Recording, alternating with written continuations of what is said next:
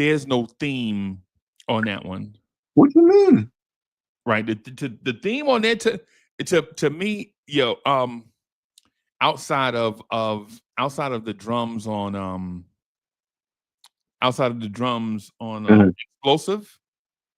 You remember explosive, Yes, yes, I remember that. Yeah, right? yeah, I just it was a good album, bro. it was. I'm not saying it was a bad It, album. Just wasn't the Chronic, bro. You I, made me I, wait 8 years for I, I 9 hear you, years. I'm sorry. but yeah, but see, like with the Chronic, that was like him introducing newer artists. Lady of Rage and the Dog Pound and RBX, Jewel. Rest in peace to her. With Chronic Wait a minute, 2001. Jamal passed away? Yeah, she passed away. When? Yeah. I want to say 2 years ago. I think it was 2 years ago. Oh, Yeah. arrested. Golly, bro. You know, we in hip hop we say RIP a Mhm. lot, bro. Right, we do. We do. Chronic 2001 was like the same formula, just that you had more Yeah, seasoned. Like you had Exhibit a part of that. You had Eminem. Eminem was already successful when that came out. You know what I'm saying? You had Exhibit. You know, you had Mailman, who was like his co-producer, working a lot with Dre on the production. You had Hitman. You know, you had guest appearances from Mary J. Blige on that album. You know what I'm saying? Even Lord Finesse. Lord Finesse did a co-produced a track with Dre, the Message. That was a great track. You know what I'm yeah, saying? I feel like both of those sequels were. I mean that sequel alone was great. And then you had Cuban Link 2, which Raekwon took like a whole decade to come out with. I remember going to Fat Beats, and Fat Beats is closed down now. I remember going to Fat Beats, and Fat Beats was selling like the Vatican mixtapes, and they had the promotional posters for Cuban Link 2 at the yeah, store in Manhattan. You know what I'm saying? So he took like a good decade just about to come out with Cuban Link 2, and he gave us a good sequel to the first one. right. You know what I'm saying? I feel like I feel like Ghost's gonna definitely deliver because he know people consider that his best album. You know what I'm saying? I've always been an Iron Man, more Iron Man than Supreme, but Supreme is a classic sophomore album. But a lot of people feel like that's his best album, and I don't think he's gonna disappoint with this one. I think he's gonna definitely deliver it. After seeing Raekwon drop one of the best albums of the year, I think Ghost's gonna do that too. I might be wrong, but I feel like when it comes to Wu, especially like the consistent ones like Ghost, I feel like he's gonna deliver. I haven't heard a whack Ghostface album. You know what I'm saying? He have some that was slept on. I think Bulletproof Wallets is a classic. I love Bulletproof Wallets. A lot of people they're either on the fence with that one, but I think that was a great one. Pretty Tony album was great. Right.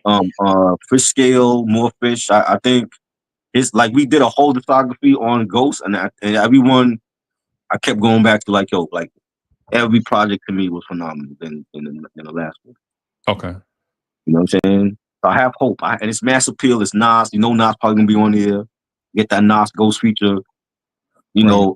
The production. I don't know what to expect because I know I would be surprised if RZA is a part of it. RZA hasn't produced nothing for them in a long time. So Right. I'm hoping the production is good like on Ray's album. But I'm looking forward to those. Like the Mass Appeal releases, the Ghostface album, De La Soul is dropping something, Mobb Deep is dropping something, Big L of all artists is dropping something. He's been gone for like over 25 years. Um we getting of course the Nas and Primo joint. Hopefully that's good. I still have my doubts because it's been a long time for Primo. And I know Primo's coming out with the Rock Marcy album next week, and hopefully that's good. We still got Erica A Badu and long the time Alchemist. ago. No, I thought Primo did. Huh? What's the last Primo collab? The last album, Yeah, the last Primo collab. that he's done, I want to Roy, say was the Gangstar album. the Gangstar The album. Gangstar. Yeah, the well one of the best. Yeah, that was the last Gangstar album. Oh. Yeah, because I think that came out after the second Prime album. Right. That was the last one. Like he's done stuff for other artists. Like he did stuff for Russ and for Chance the Rapper. 21 Pilots. But as far as like album, I think the Gangsta album was like the last one that he like fully produced. Okay. So I don't know what to expect. I'm hoping it's good. I said already to people, like, if the Rock Marcy album is good, hopefully that's a prelude to the Nas album. If the Rock Marcy album is bad, I'm gonna be feeling some type of way, because I'm like, yo, I'm feeling some type of way about this, where this conversation is headed. I'm feeling some type of way I'm about just saying, that. we gotta be realistic about our legends. Like, yes, they are legends, but if they're dropping new music, we gotta be honest about the new music that they're dropping. Just because they drop new music don't mean it's gonna be good. Chat, can somebody please give Triborough like No, a cigarette I'm, or something? I'm, Somebody I'm, give I'm saying it. something. Bro, that Busta Rhymes is dropping a new album, right? Yeah, In September. Busta's We know Busta, that last Busta album was not good. That Blockbuster shit, that was terrible. Busta's, A terrible album. His worst album ever. Like, if you thought It Ain't Safe No More was bad, or Genesis, just listen to Blockbuster. That was worse than no album. ELE 2 was the worst shit I ever heard in my No, life. I disagree. I love ELE 2. Yeah. But let me address the elephant that you walked in the room. Did you say on national TV? And mind you, chat, listen, whether y'all watching this live or watching this on replay, however you watch this, right? Whether you watching this live or whether you watching this on replay, right? Triborough, right?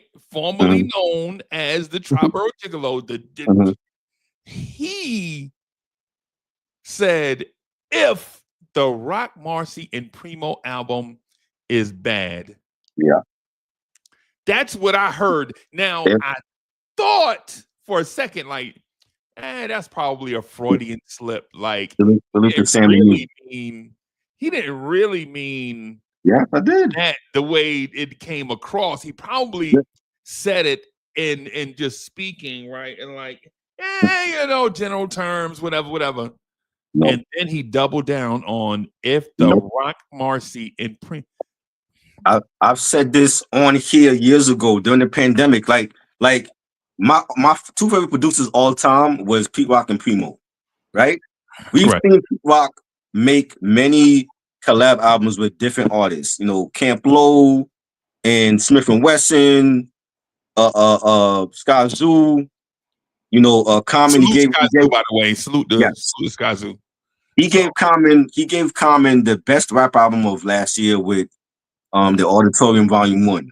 My favorite album. I played that the most last year. Can you believe it's been a year, bro? It's been a year, yeah. That's crazy. And I still rock that album, bro. Still play it. Exactly. We're still playing it now. We're still talking about it. And they're doing a part 2 at some point.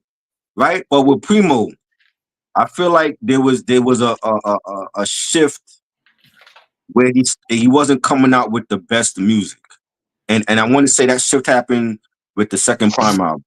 Because it was a couple songs that I liked on there, but the whole album compared to the first one wasn't as good to me. Right? And then it was like the Gangsta album, nobody even talked about that. Like, that came out and it went. I never knew it existed, bro. I never knew it existed. And he had features on it. J. Cole was on one of the first singles. But that's just how I feel, because I mean, you know how I feel about Guru. Yeah, right. Oh boy, that's crazy. But I mean, it wasn't. Why is that crazy, dog? I mean, the fact that you love Glorilla over Guru is just crazy to me. I've never heard nobody say that. I think this conversation is headed to a level of chauvinism. No. I'm just saying for Primo, like he has produced for newer artists that you normally probably wouldn't expect with Primo. Like I didn't expect a Chance the Rapper and Primo collab or Primo and Russ. He's done that. He even did something for Miguel a couple years back. But it's not quality Primo. It's not the classic Primo. It's like even for Griselda, he did stuff for Griselda. It came and went. Nobody talked about it. The sampler that he did last year with Nas, well, was it Define My Name? That came and went. A lot of people didn't like that joint. So if we get that Primo for a whole Nas album and it's nothing memorable or classic, that's going to be a big disappointment more on Primo than Nas, because Nas got the lyrics. But I feel like it's the pressure is more on Primo to deliver a near classic album or a good album for this era, when we see a lot of our rap legends drop quality music. I don't know if it's gonna be that. Yo, I think the chat is gonna be lit tonight, bro. Chat, Well, that's what I want. Chat, That's what I want. I just want to say this. Chat. There's no other content creator doing this thing more like me, right, than Triborough. Mm-hmm. And I'm not saying that because we've been getting along for years. I'm saying it Right. because he and I are like-minded on a lot of stuff. Right. And when he dig in on something, you're not changing that man mind. I don't care. Nope. How much you argue. You got a supporter here. Salute to Mark Nash. Mark Nash said I wasn't a big fan of Guru Allah. I've never heard nobody say that. This is the first time I'm hearing 2 people now say they don't like Guru. That's crazy. Right. That's crazy. Yeah. Okay. So for one, I'm not saying I dislike Guru. Mm-hmm. Just saying he like, you know how you go in the candy store and it's a bunch of candy in there, and then you see one and you like, Right. Guru is like the chocolate with the cherry in the middle, right? Like some people love it. They're like, yo, you got a cherry in the middle. And I'm like, nah, bro, I just like Snickers. I like Now and Laters and shit. Like, I don't like chocolate with the cherry in the middle. Some people love it.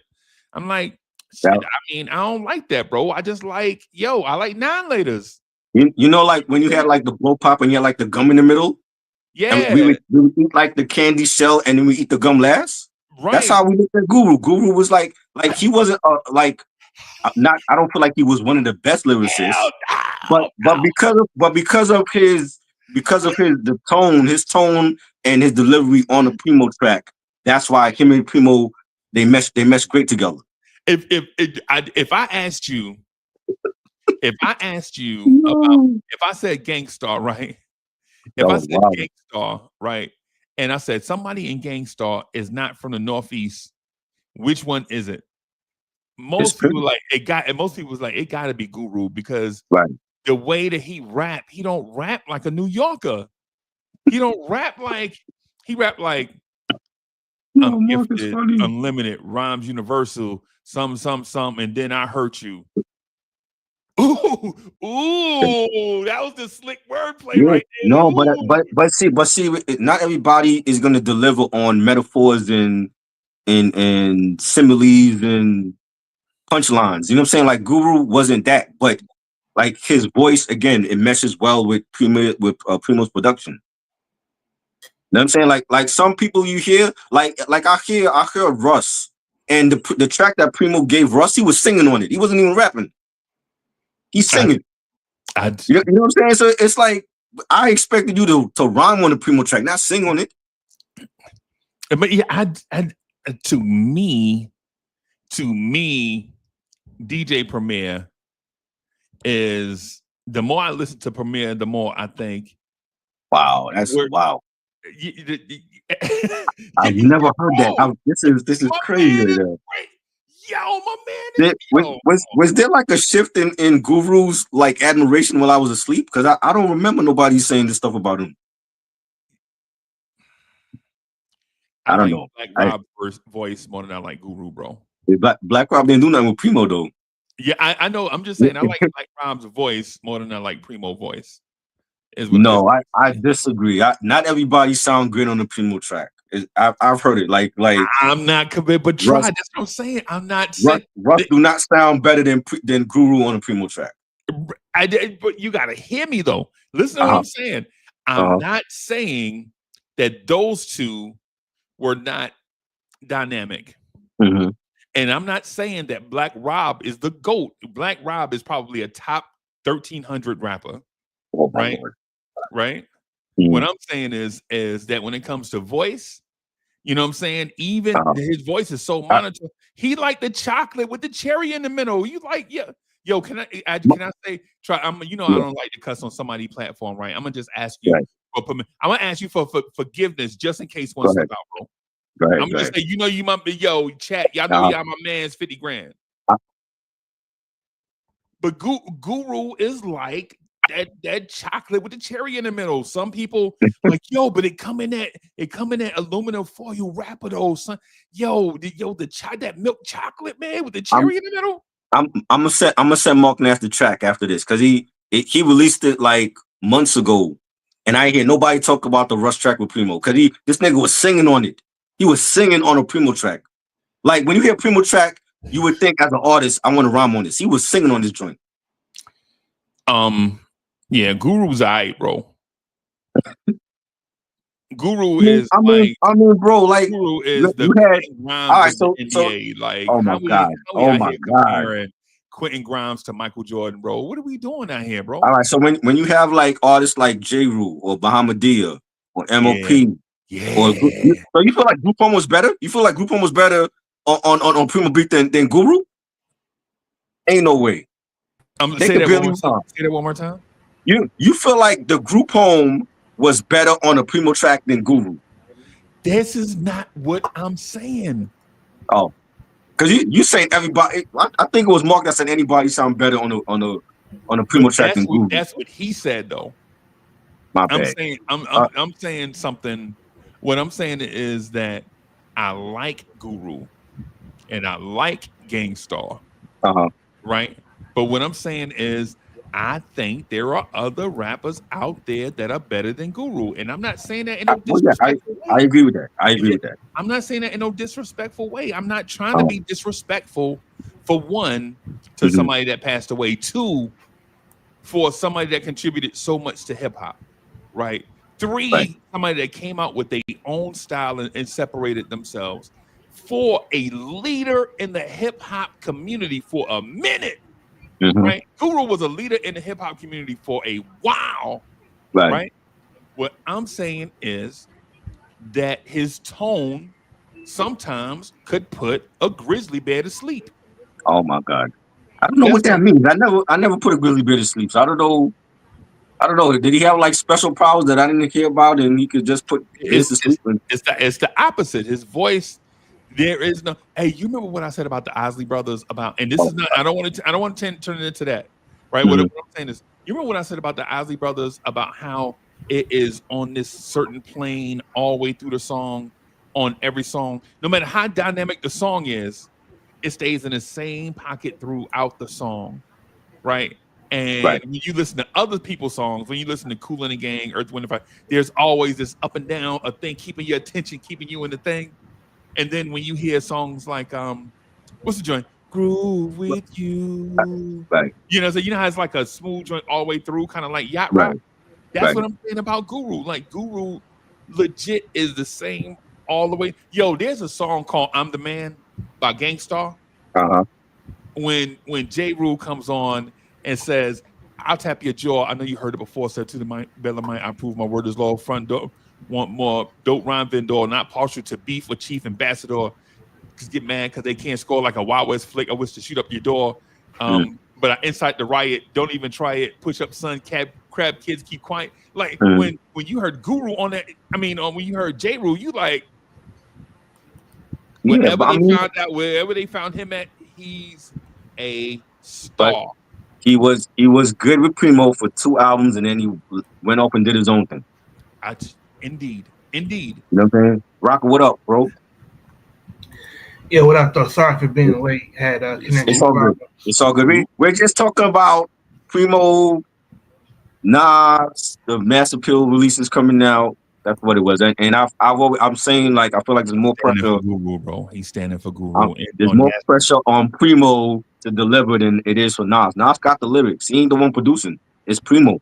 He got to deliver because people want to hear New York State of Mind, a type of sound to that album. And if we give us some yacht rock shit, they're gonna be like, yo, this is not the album we expected 30 years later.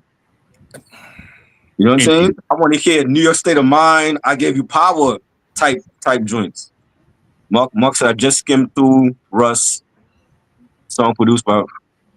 Yeah, work this out. That's the joint he was singing on. It's better than Guru to you? I don't think so. I disagree. I don't know what y'all are hearing. There's no way Russ is better than Guru in any fashion. I never said he was. I'm saying that to Mark though. He's saying that he heard the songs that Primo produced and he felt like he's better than Guru. I disagree. I disagree. Hey, You're try. welcome. You know cars, right? You know about cars, right? Like, yes. I think Guru in the terms of sports cars, I think Guru is a Ford Mustang. Right? In a classic way. In a classic way, you're saying. Yeah, he's a Ford Mustang. He's not a vet. He ain't a Rari. He ain't a Lamborghini. He ain't nothing exotic, bro. He good. I'm not. I'm saying like I listen to Russ stuff. Like Russ is dope, but better than Guru? Better than Guru? This is the man that gave us ex-girlfriend, gave us Dwick, gave us Take It Personal, Mass Appeal. You think Russ could pull off songs like that? I don't think Russ got it in him to do that. Guru's alright, bro. Guru is a legend. He's a legend. Yep. And we gotta honor his memory as such. He's quoting a Guru. So I'm at the gambler spot by hands on the nut. New York Yankees hat. Cover my eyes, stand in one spot and take a nigga dose. Send them to. Yo, I didn't say Guru was the best lyricist. I'm saying with Premier's production, his delivery and his voice, they go hand in hand. You know what I'm saying? Like just like Nas and Primo. That's why we've been waiting for 30 years for this Nas and Primo album. And I'm saying that Guru is why are you gonna go in the candy store and come out with a bag of peppermints? All that candy in the store, and you come out with peppermints, bro. That's Guru to me. Now, the disrespectful Guru is crazy. Yeah, like when I said when I told you about Glorilla, right? Like I respect Glorilla, right? Because I actually listen to her stuff. And not that I searched for it. Somebody sat me down. My boy sat me down. I was like, y'all always judge. Because, Glorilla got the 3 strikes against her, right? Right. She not from New York. She black, right? And she a female. So automatically, like, hip-hop heads are going to automatically say, yo, she Meg the Stallion just off without even, you know what I'm saying? Mm-hmm. Like not even listening to her. So I listen to her stuff. I'm like, she know what she want to say and she rap it. And then some people can rap and put words together. They know they're good at wordplay. So which one is Guru?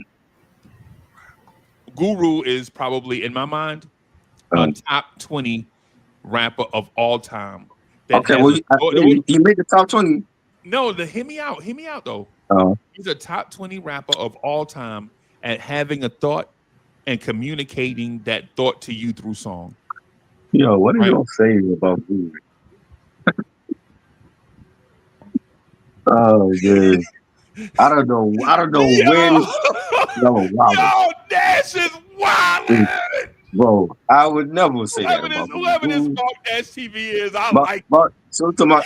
He has his own channel. We've been on there, me and Red. Salute to Mark.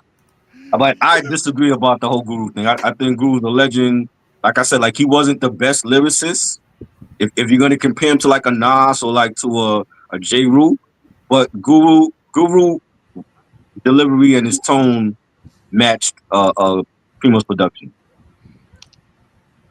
You know what I'm saying? I would say the other way around. I think Guru's production matched Guru's tone, thoughts, and ideas because Guru is that great. I mean, I'm sorry, because Primo is that great. He said Glorilla is better than Megan Thee Stallion to him. I would agree.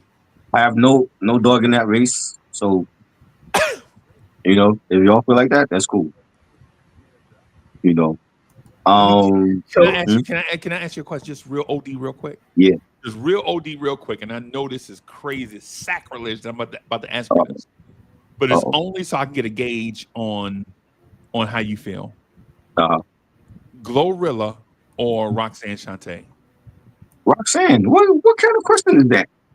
What do you mean? I'm asking you just to get a gauge on Roxanne for sure. Okay. Roxanne, once Roxanne started this, if there was no Roxanne, there would be no Glorilla. She started this. Remember, she's Juice Crew. That's Molly Mall. You know, she had to battle guys in her era to be where she's at now. You think Glorilla could battle Black Thought right now? I don't think she could. No, I'm not. I was just asking because I just wanted to gauge on your sense of where you put. Hey, I mean, if people might put Guru higher than top 20. If they do, that's great. I think he's definitely a legend. Like I mean, if we talking lyricists, I feel like they were better lyricists than him. And I'm saying he a top 20 storyteller is what I'm saying. I'm not saying in a battle he get ready to come up there. No, he's not. No, he ain't that. I'm saying if there's an idea if you have a subject, like if you want to talk about your ex-girlfriends and how they did you, Guru is the top 20 guy that you go get to talk about that subject is what I'm saying. I agree, yeah. For sure. He was a dope storyteller. Right. You know. Like how do y'all feel about the mass appeal releases now? Like are they legendary? Are they everything you expected? You know, we got Slick Rick Victory, and we got Raekwon Emperor's New Clothes. We got Ghostface dropped the trailer today for Supreme Clientele 2. How y'all feel? Are y'all hyped for it or no?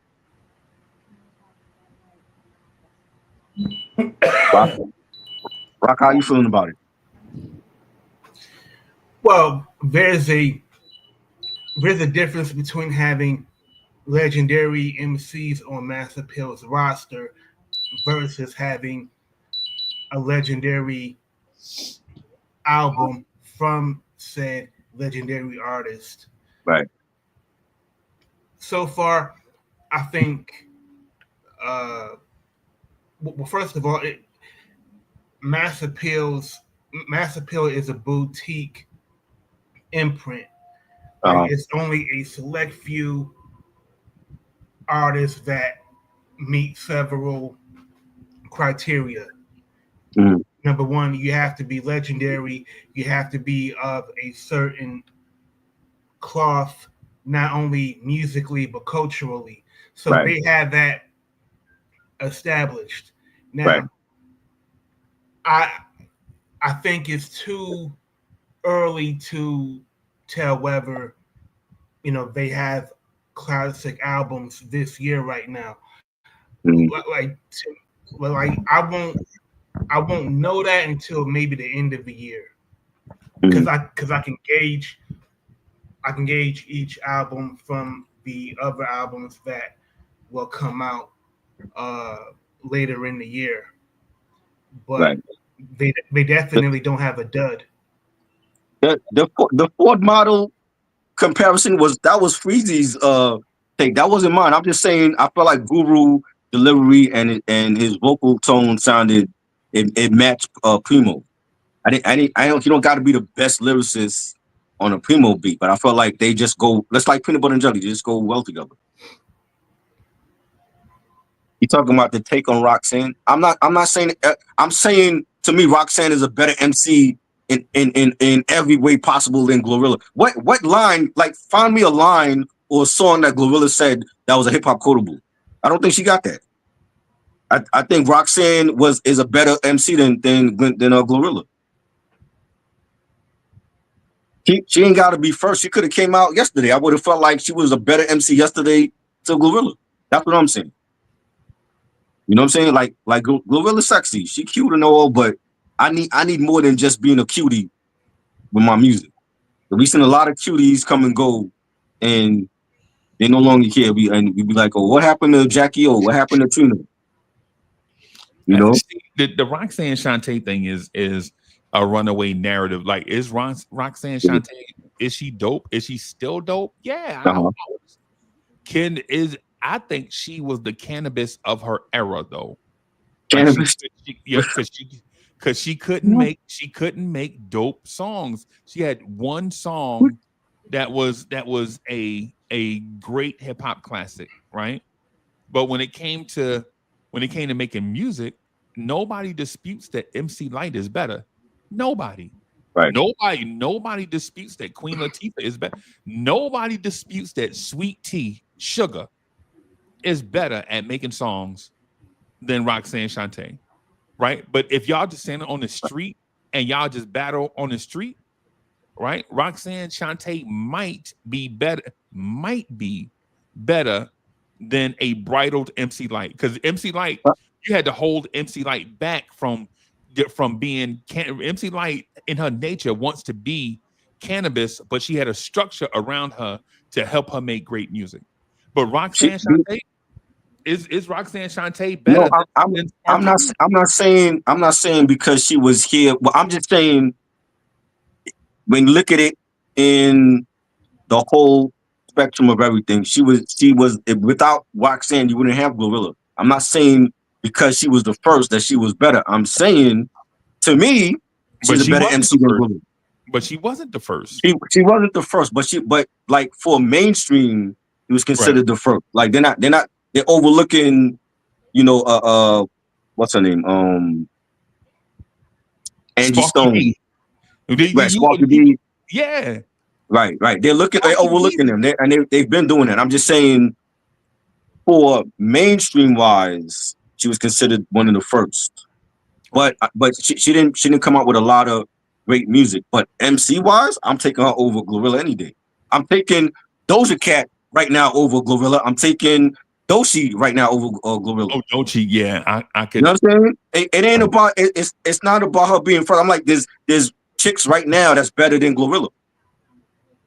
Oh, first, you're right. First isn't the best, because when we look at baseball and they always talk about Babe Ruth, and Babe Ruth was such a great pitcher and such a great hitter. But guess what? We got somebody right now on the LA Dodgers named Shohei Ohtani that's better than him. Right. You know what I'm saying? He's better than him. Right.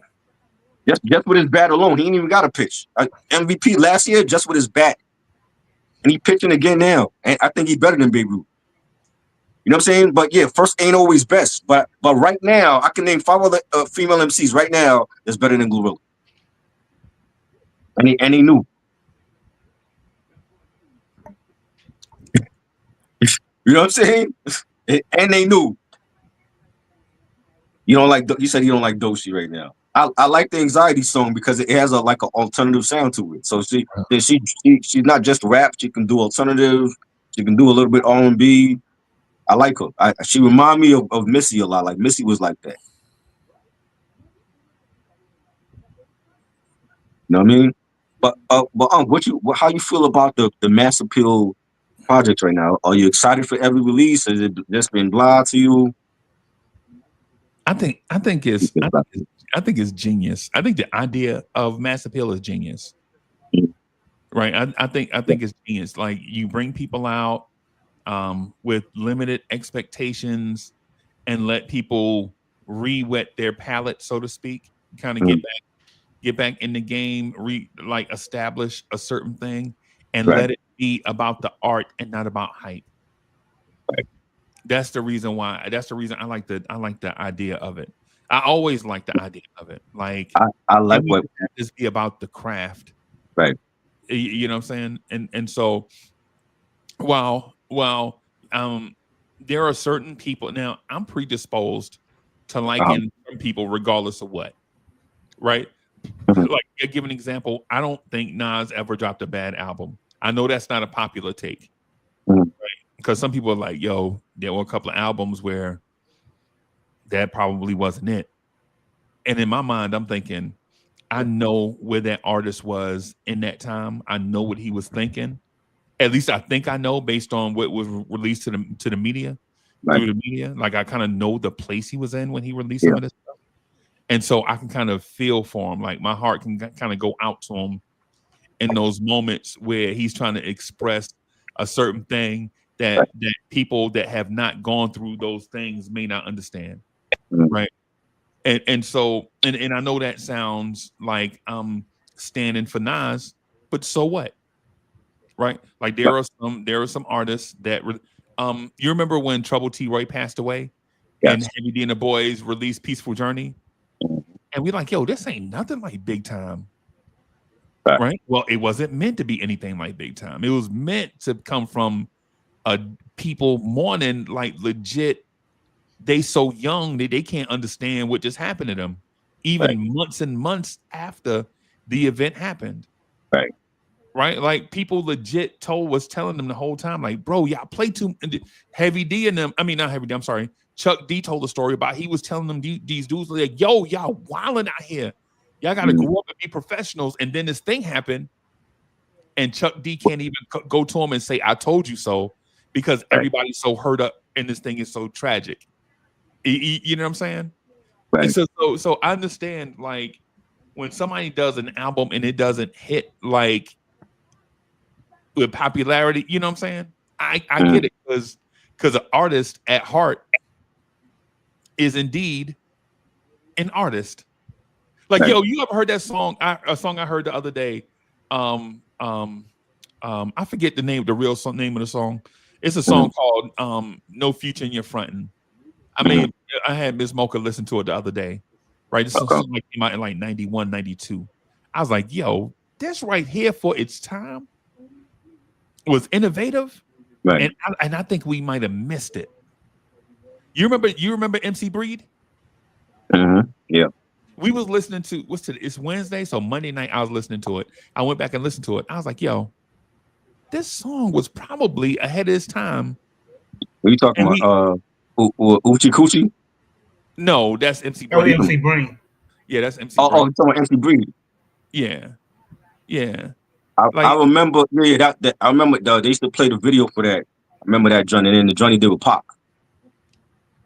That's what he's known for, bro. But that first album, bro, when you listen to it, you like, this right here should have been something. I don't know if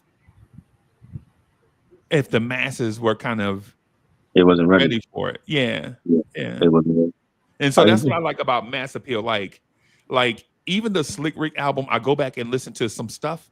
Slick Rick sounds like a 60-year-old man trying to recapture something from the past at times, and then at other times he's speaking to you like a 60-year-old man that's legit, you know what I'm saying, has a God-given talent that others don't have. Right.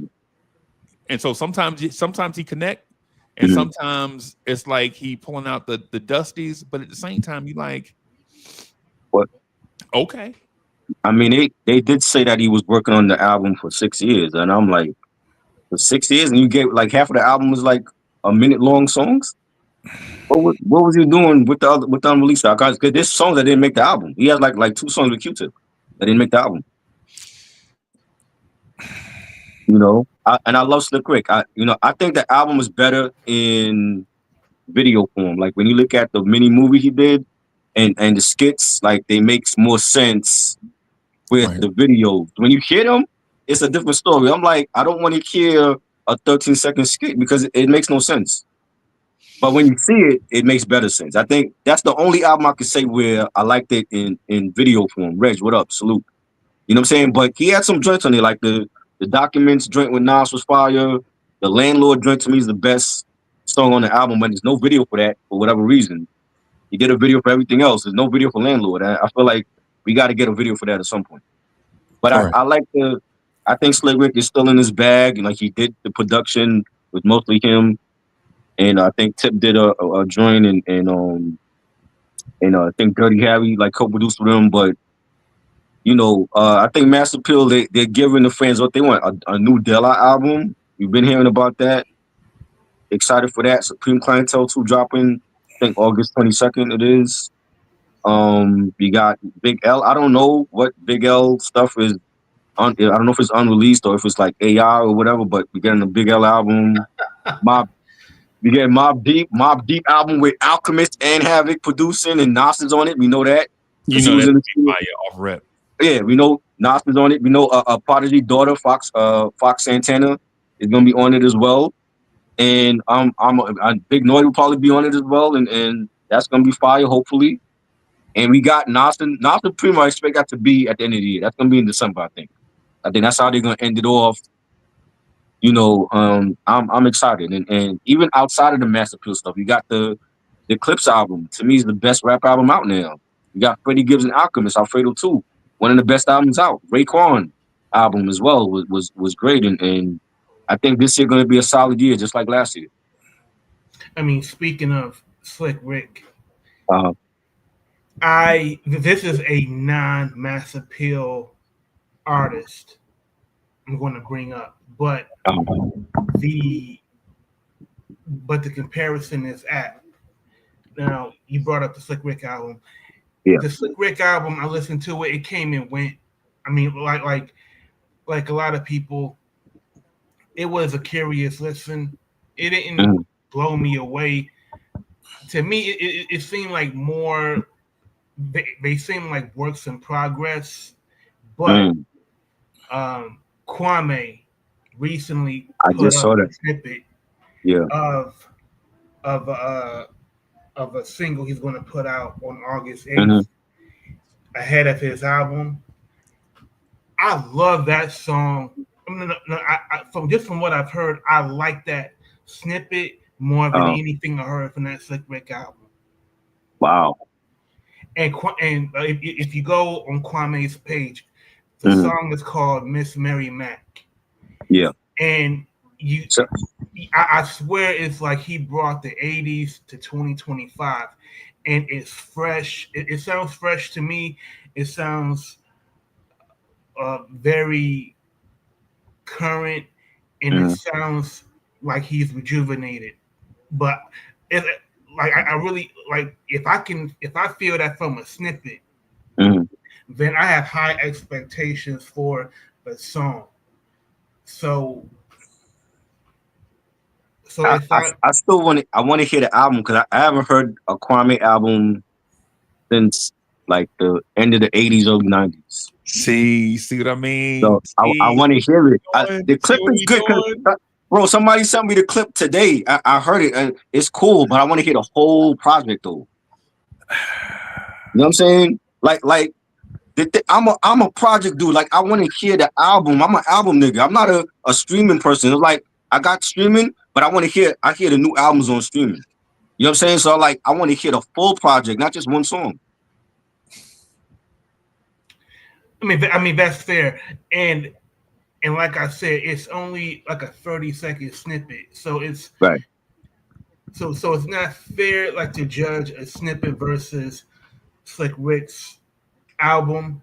But but I bring that up to say that I have higher expectations for Kwame than I did for Slick Rick. Wow. Even before Slick Rick put out his album. Right. I felt I didn't know Kwame was dropping anything. I was surprised. What? Nah, I didn't know. God, I don't follow him, so like I didn't know. I know he was into like the toy collecting and everything. I didn't know he was coming out with any new music. Dog, come on, man.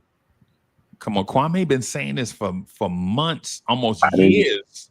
I didn't know. I've been on his live since during the pandemic. I didn't remember him saying new music and he was coming out with anything. The last few months, he been telling everybody, bro. Like, yo, he been asking the question, like, yo, y'all fans of old school hip hop and different flavors? What type of old school hip hop y'all like? Can y'all bring some of y'all want us to bring? He been saying it. He been going to bat for old school hip hop. And the thing about old school hip hop is, as much as we say we love old school hip hop, we have to understand that old school hip hop comes in different textures and flavors. Right.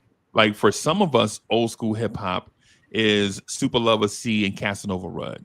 Right. For some of us is Dr. Jekyll and Mr. Hyde, Schoolie D. Right. Three times dope, Cool C, Steady B, Pudgy the Fat Bastard. Like it's a lot of people, like old school people, like people that don't even remember Catch Wrecked on the Regular, True. I remember that. You remember that? Remember that? Yeah. Some people, yeah, like people don't remember groups like Camp Low. Camp Low. Right? Like I'll play Camp Low album right now, and not even I'm You ask me, hey, you want to listen to that new Ray or that old Camp Low? I'd be like, I'm gonna just bump this Camp Low, bro. No disrespect to the new stuff, Right. but you know what I'm saying? So Right. Camp Low come in. I mean Camp Low, but old school hip hop comes in different Uh-huh. flavors and textures. Like for some people, they think all old school is Run DMC, the hard 808s, right? For Right. some, it's all gangster rap. Right. And then there is a niche out there that just likes KMD and Kwame type. You know what I'm saying? You remember KMD? Right. Yep. Right? Did Peach that Fuzz and What a Nigga Know and yeah. yeah. So Can't I wasn't I was there when they came out. I wasn't like a huge fan of them, but I remember listening to their first album, and the second one got shelved by Electra because they had that like the album cover had like a hangman or something like that on it, and they had beef with their label, and I remember hearing that online because like it got leaked to the internet, and it was like a bad copy, like it wasn't mastered properly, and then they end up getting released on vinyl years later, you know. But they those leadership was poor. They leadership was poor, bro. yeah, yeah, you know, like those artists were like the record label failed them though. You know what I'm saying? Because they didn't know how to promote them. They didn't know how to promote Kwame on Select. Was it Select Records he was on? Kwame Yeah, was on he was with Herbie, but I thought he was like on Select Records or whatever. well, yeah, I think. But he didn't get a lot of like with the music box back then. Like they were playing them, but it wasn't every day. Like they're playing Salt and Pepper and Kid and Play and the new Heavy D joint. They, you know, Kwame got his spins here and there. You know, Kwame held down that summer of '90. That summer of '90, K Solo, Kwame, and Father MC. Kwame held it. Remember the only you joint, only you. Yeah, only you. Yeah. I think I got that joint. I got it on vinyl. Yeah, I mean, but like 1990, we're playing Public Enemy and you know, Favor Black Planet. That was like one of my favorites that year. And Chubb Rock. You know, Chubb Rock, the Tribe first album. You know what I'm saying? Like that's what we was playing. You know, the Humpty Dance and all that. Yeah, they were. You know what I mean? They were innovators, bro. We didn't know it at the time, bro. But Digital Underground was. They were innovators, bro. Definitely. What was Kwame's album better than "Take a Look Around" by Master Ace?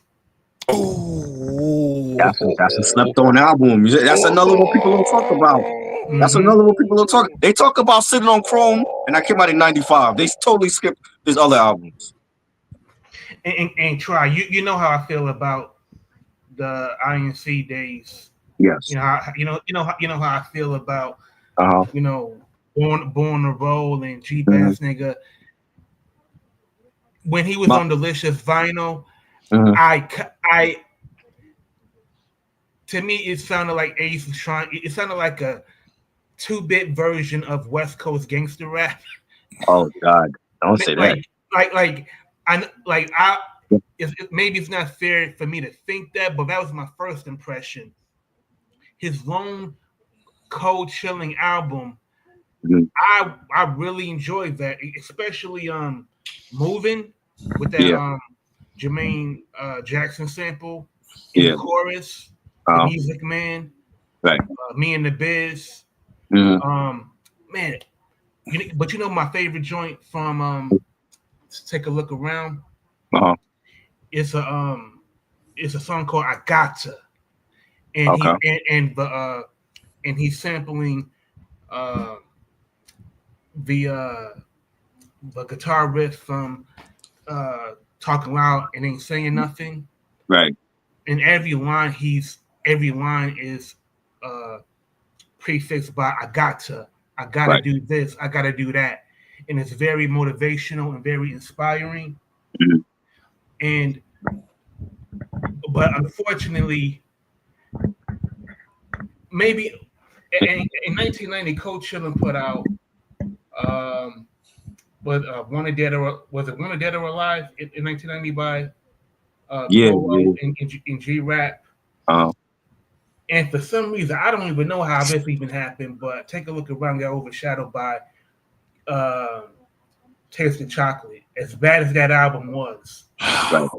All I be thinking about is every time I hear that name, I think Sylvester.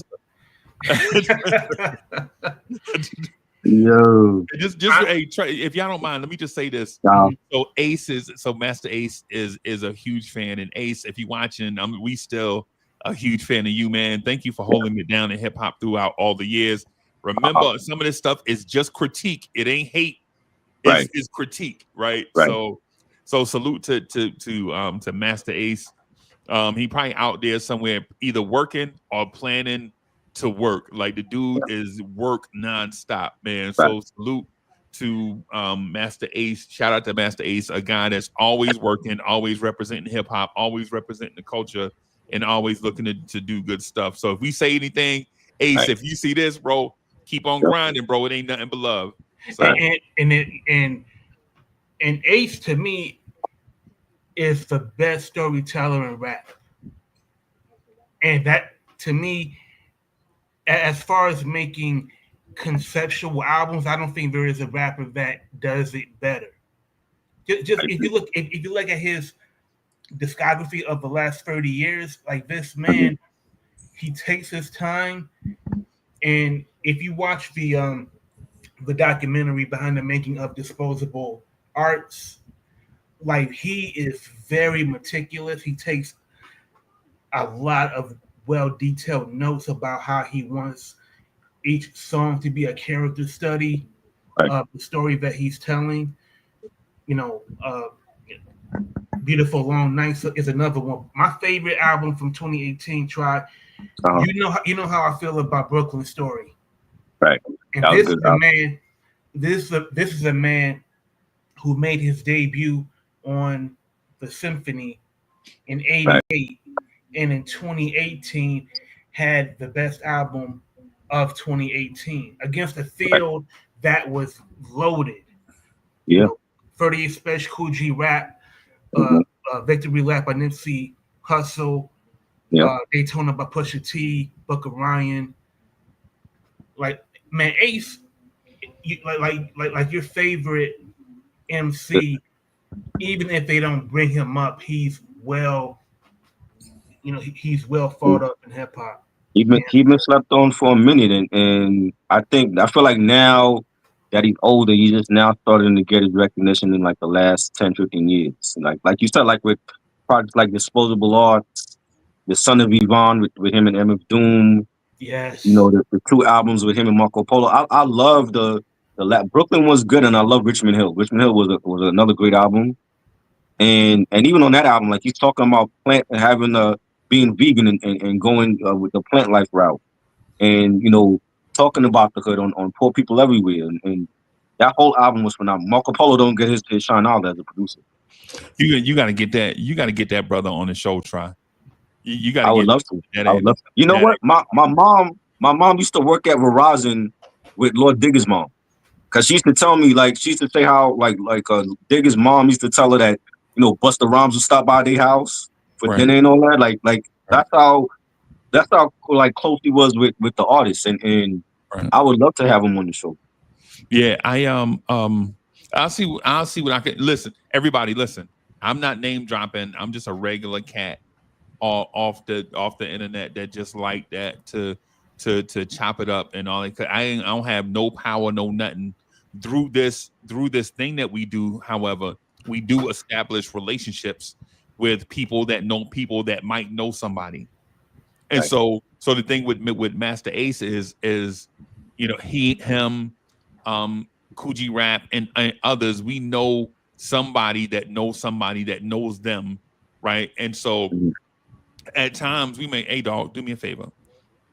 And so you know how you every now and then you're calling that one favor you got and hope it hit. So yeah, and I'll see what I can do, man. But you know, these tour though. You know, these dudes are touring. This is their livelihood. That's work for them. So they're not gonna take a day off just to you know. Even if it's for like 20 minutes, I would love to, you know, just give him his flowers. Like, yo, like, bro, you appreciate it out here, even if nobody has told you. Like, he's always been very underrated in my opinion. Yeah, and can come through and promote their stuff Talking Yeah, about where they at right now, what they dropping right, and all that stuff too. So. right. And he's making some of his best music, even at this age. I love it. You know. Um, I want to get your thoughts, if any, on Ozzy Osbourne. We lost. Hulk Hogan. We lost. It's like the deaths that keep coming one after the other, and Hulk I Hogan is in a very special place right now. I know. That I place is already know how you feel about out. Hulk Hogan. Because everybody's been hitting me up like, how could you celebrate this man? I'm like, bro, I'm celebrating the profession, which was wrestling, not his personal life. I'm not celebrating that. You know what I'm saying? I'm just strictly celebrating what he did in the ring for the WWF at that time, and how he transcended the sport of wrestling into sports entertainment. That's all. And for some reason, people can't separate the personal life from the career, and I don't understand that. No, I'm speaking to his professional life. Right. That's what I'm speaking to. To me, he was a GOAT. Like, he was my introduction. Listen, my grandmother was watching wrestling when I was a kid, and she got me to wrestling, and she used to watch the Globe Federation with all the women wrestlers, and she was watching WWF, and I was watching it with her. Right. And his introduction for me was '84 when he beat Iron Sheik at the Garden. That was my introduction to WWF. It was him. And he transcended the sport into making it easier for people like John Cena and Batista and The Rock to leave wrestling and go into Hollywood. Because Yeah, nobody was doing that. Like, you got to go back to Bruno Sammartino. non-wrestlers, Yeah, personalities yeah. being the champ. The Yeah. black and white era is like, I didn't know about Billy Graham. When I watched Billy Graham, he had Ooh, he had hip surgery. He had a bad hip in the '80s. oh, You know what I'm saying? see, you So see what I'm saying? You see how things just go left. Chat, y'all see how things go left, bro? no, I'm How saying, like, you dog? my introduction to Billy Graham was him walking with a cane. Like, I didn't know he was a great wrestler back then. I wasn't around back then. Bro, come on, dog. We can't see what I mean, bro. Chat, y'all see what I mean? No, I'm just saying. I'm like, the disrespect for Hogan, I get it. People don't like him because he said the N-word, this and that. But in the ring, he was one of the best. That part don't even offend me, bro. That part don't even offend me. Apparently, the fans, even white people too, had white people hitting me up like, how could you celebrate? Why are you posting about him? I'm like, he's part of my childhood. I gotta post him. So for one, the N-word offends me, right? Right. Like, if I say it, bro, it's a slip, right? Right. Like, so I don't just generally throw random words. I try to be more refined than that in the way that I speak and present myself, because I understand that I represent others. When you see me, you see others. Like, for somebody that don't know me, they be like, yo, some random Polynesian looking black dude said the N-word on Triborough show. Right. Man, I ain't Polynesian. Right. I'm Nigerian.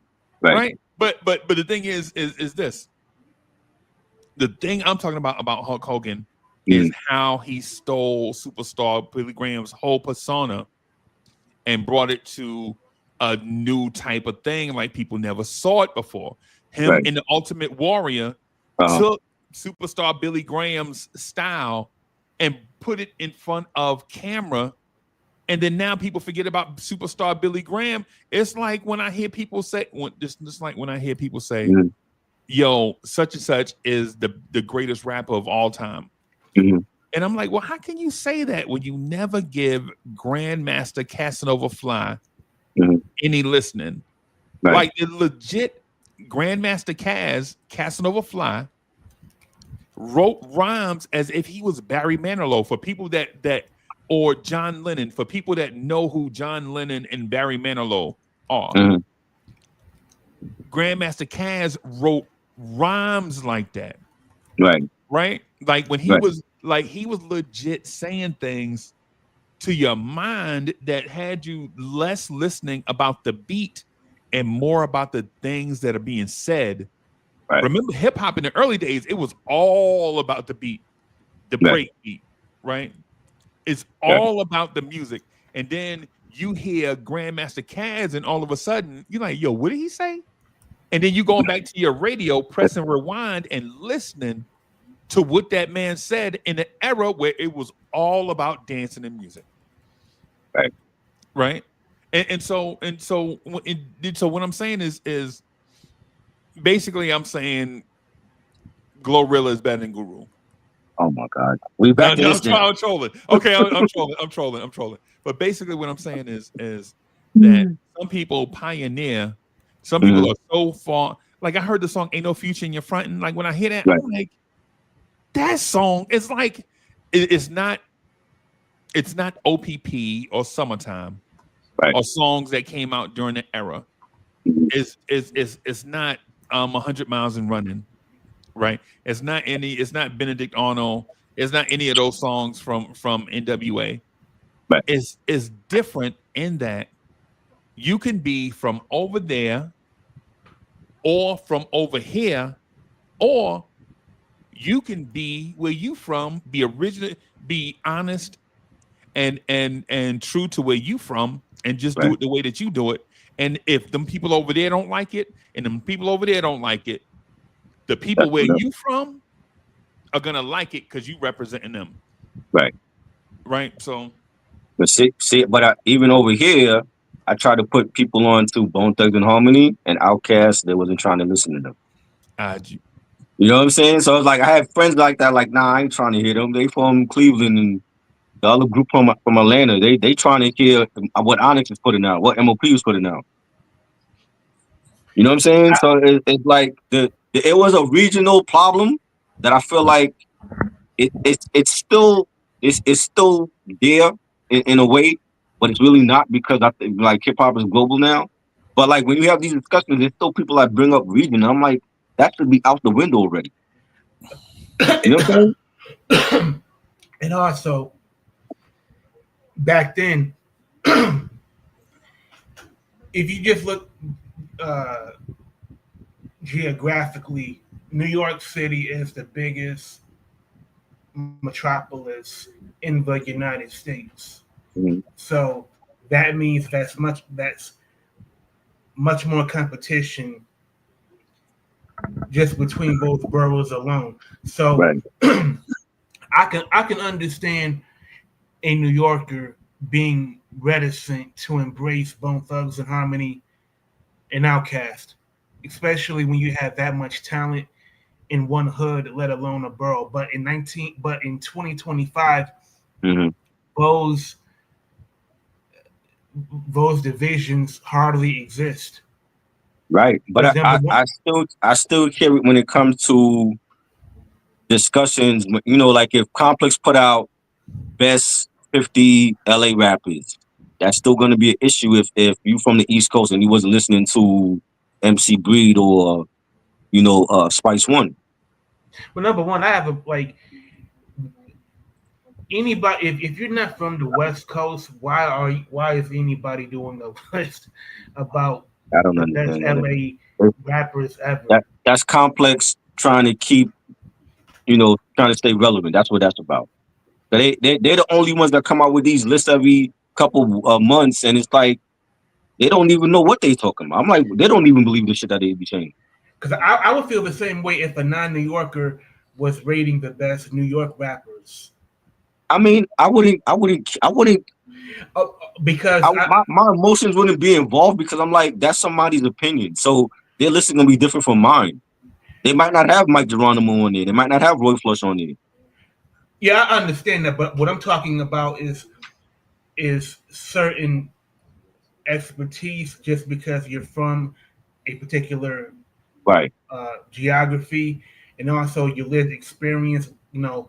Going to parties, Right. going to clubs, buying those records. Like there's certain things that you can only experience. Right. Like no matter how much you may research something, Mhm. the the feeling that you had when you experience those things that Right. count when you are chronologically ranking certain events, Right. certain artists or albums. Right. I agree. And that's what I was saying when it comes to albums, and when this generation they don't listen to albums. So it's like I don't think they can fathom how we could listen to the same album over and over and over again for many years, because We grew with that album. The album, if it was a classic, it it it was a game changing album for its genre and how the peers, the artists in that genre, you know, what they were coming out with after that album, how it affected society, and you know what I'm saying. I don't feel like they really get a grasp of what we mean when we talk about timeless albums. I'm like, we still playing timeless albums after 30 years. Like Cuban Link about to be 30 years old on I think Saturday's the anniversary. We still playing that album. We're still talking about that album after 30 years. And I don't think they really understand that. They're not gonna have an album like that, 30 years from now for them. Okay. You know?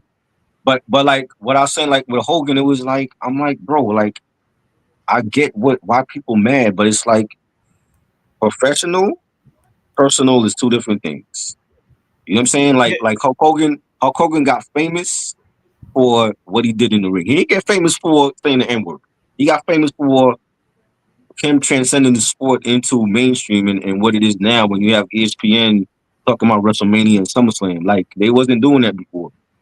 but I disagree because when you're talking about someone's legacy, especially when they passed away, Mm-hmm. you have to account for everything that happened in that person's life, especially when they made comments publicly disparaging an entire race, especially his very racially charged comments Salute, Mark. about Salute. black men.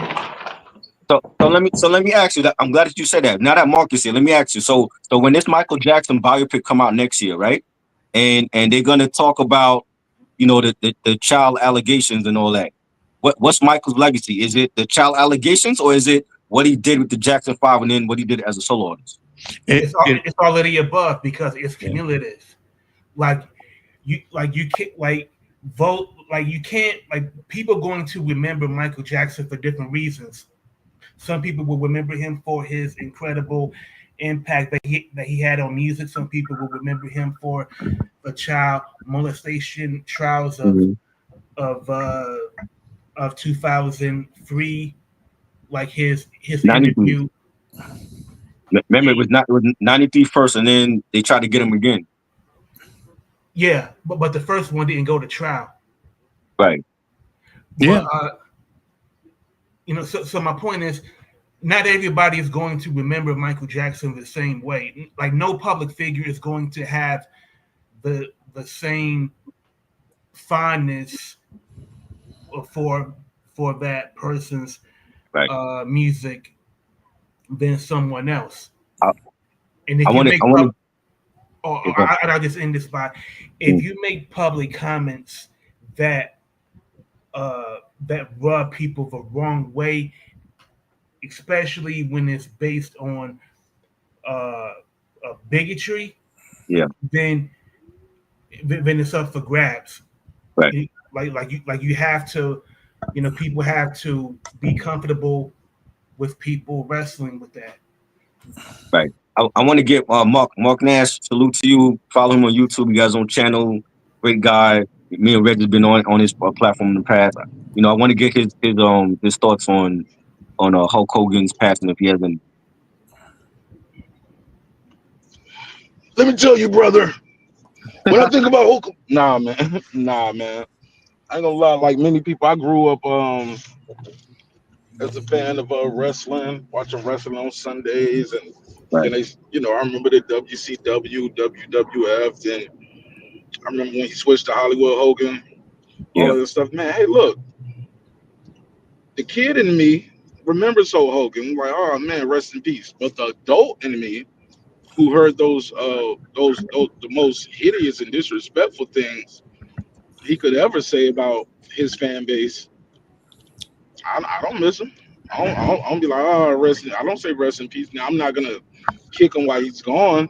Right. But I was done with him. I was done with him before he did the MAGA head. I was done with him when he was saying, "Yo, I'd rather my daughter, if she's gonna date the N word, hard ER, I'd rather Right. be a 8 foot N word, blah blah blah blah blah." He goes back to genetics and like mating forms and and like the historical things that was done terrible to black people and objectifying us.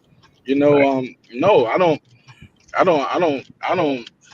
And I look at the black people funny who be up there doing tributes to Hulk Hogan and all of I them. Like, bro, what? I Mhm. I Like, he I didn't. I know. For me, growing up, watching them, I wanted to be a wrestler at one point. Like I took gymnastics to do because I was doing flips off of my bed and all that, and my grandmother was like, "Yo, you got to put them in gymnastics, mom."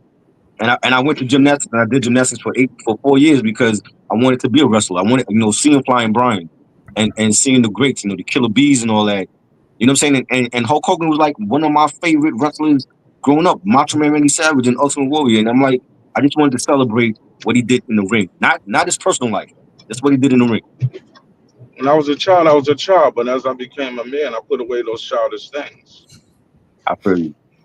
I You totally know. understand. And sometimes you got to realize, you wake up and realize how they say, there is no tooth fairy. It's just your parents coming to give you $1. Right.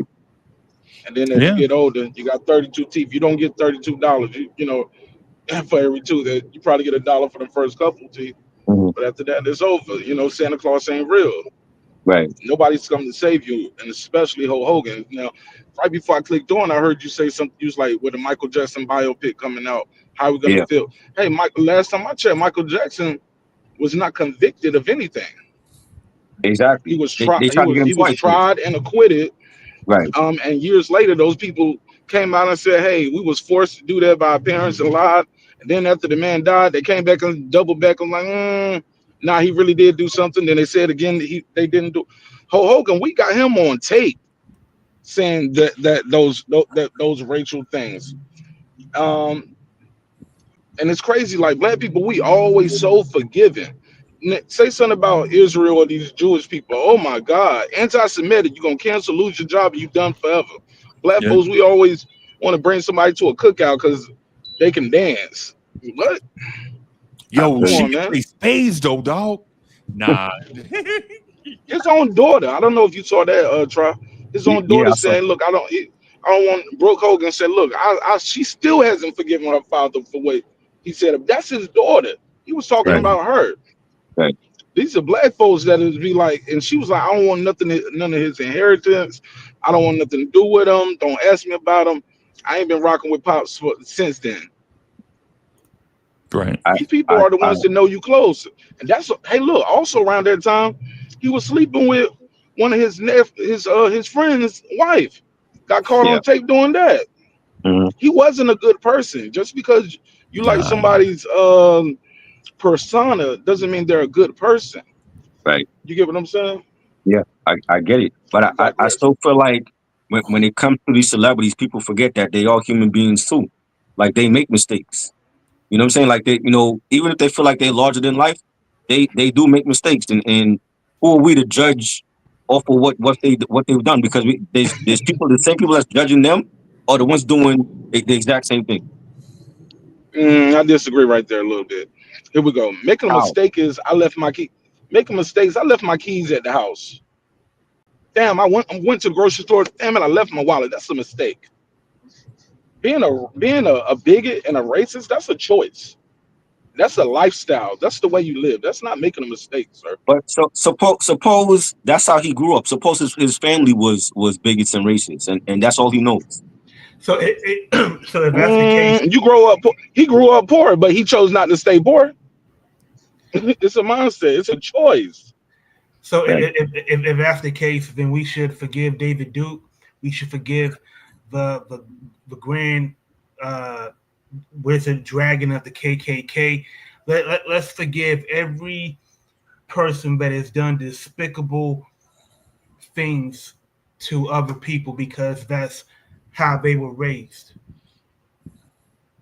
No, I'm not saying that. I'm just saying for his professional life only is the only thing I was talking about. That's the professional stuff that he did inside the ring. Try, His personal, I get that part, and I'm not trying to pile on, uh, but professional what? Pile on, bro. the, Pile on. what you mean? The Professional what? He was a professional wrestler that could not wrestle. Well, His finisher was you're not the first whack. person I heard say that, but no, he wasn't the best wrestler. But he did his thing where he was the face of that company and carried that company to where He it's was at now. great at this. He was He was allowed to. But no, but he was He was he was allowed great. to. He was great, but he was great at what he did. Like you And couldn't he say the same didn't thing carry the about company the way he would, and he didn't carry the company to where it was at now. He took it to where he could take it to, and then guys like The Rock took it to where it's at now. right, and Guys like John Cena took it to where it's right, at now. right. He took it to one But where he could but could, but he one could wasn't. say though, one could say the mhm, opposite of that. One could say that the WWE had so much talent back then that mhm. if a rising tide raised all boats, it would be bigger today than it is today. Instead, one person held the belt and decided to be the soaring star of an organization that suppressed other talent. But who was Like beating him at that time? Harley Race. you Old ass Harley Race was not beating him. Who was beating him? He had to work with the roster that they gave him.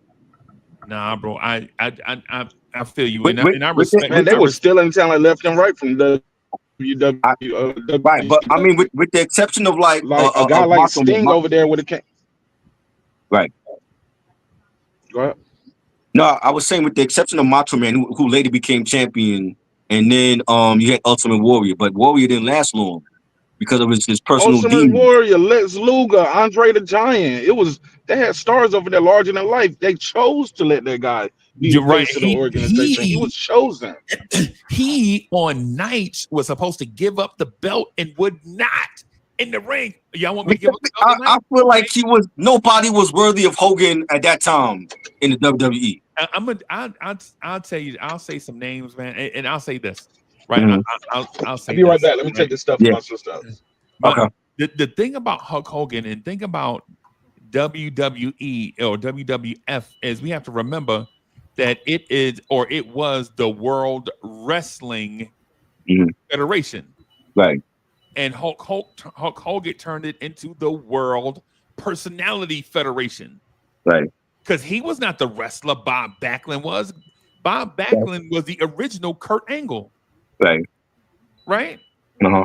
You feel me? Like Yeah. Yeah. there are people like Tito Santana, Rocky He was good. Johnson, He was Tony good. Atlas, the Junkyard Dog. Yeah.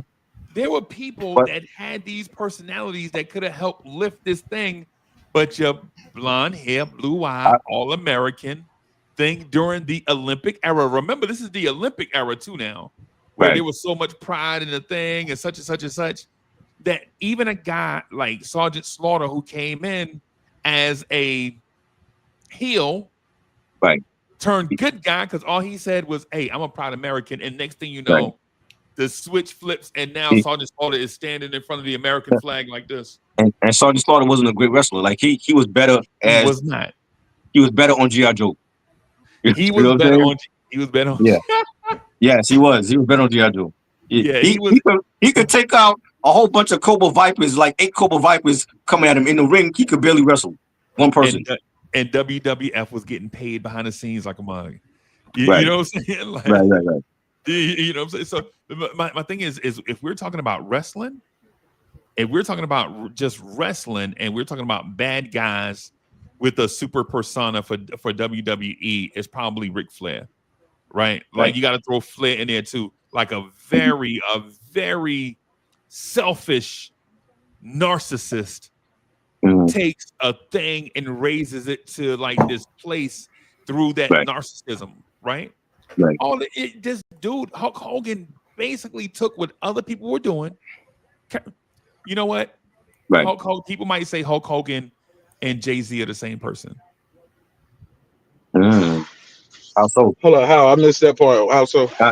I want to know how to.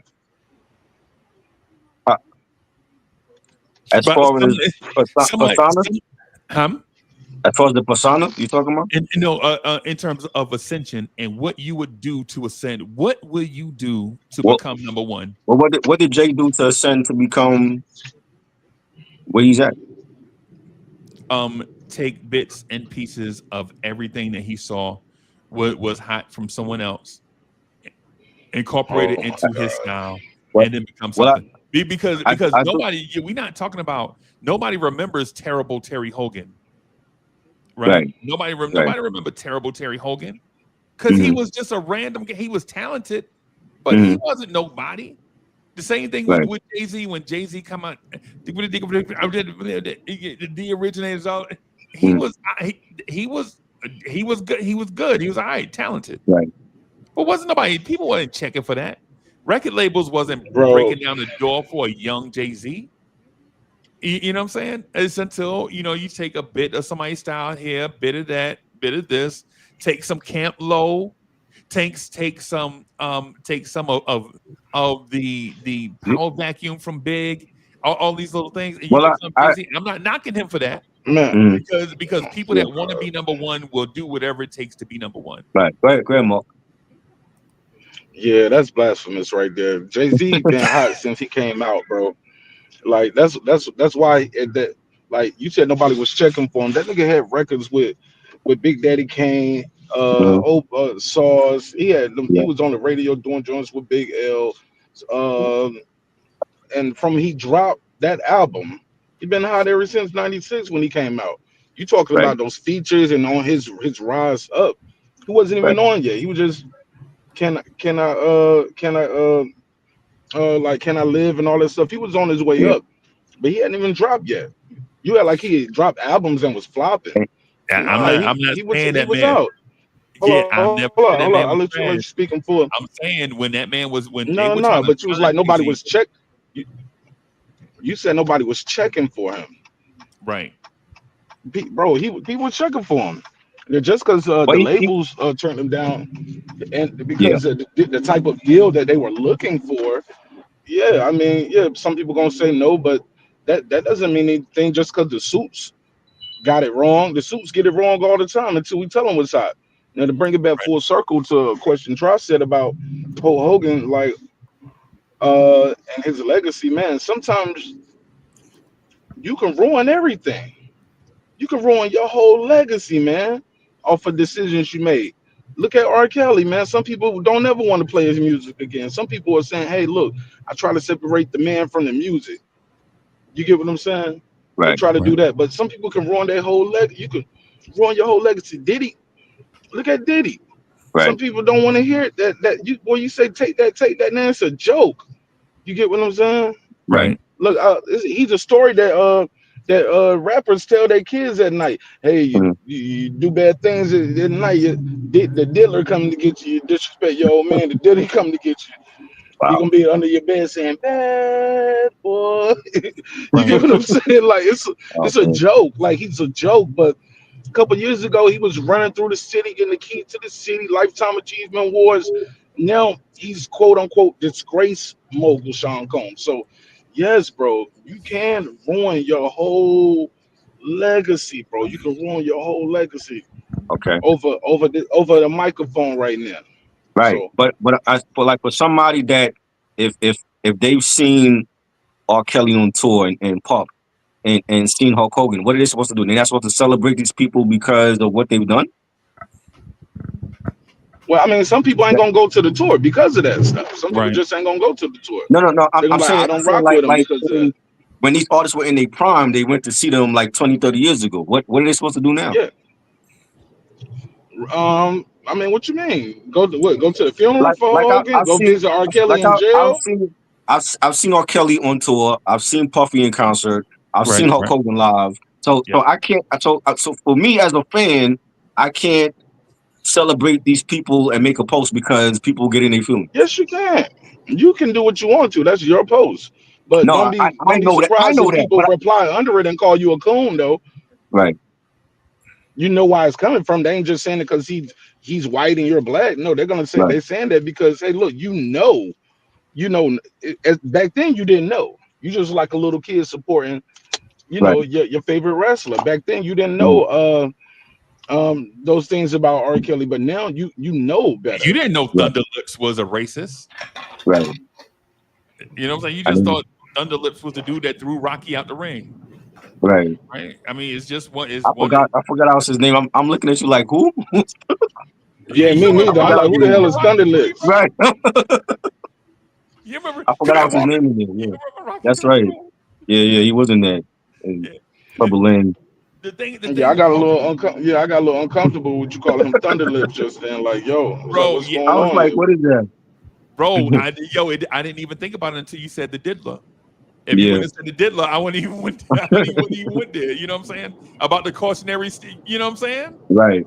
So it's like it's one of these things. It's like I think I think people in general have a line that they won't cross if they have morals. If you have morals, there's always a line that you won't cross, regardless how far along that line is.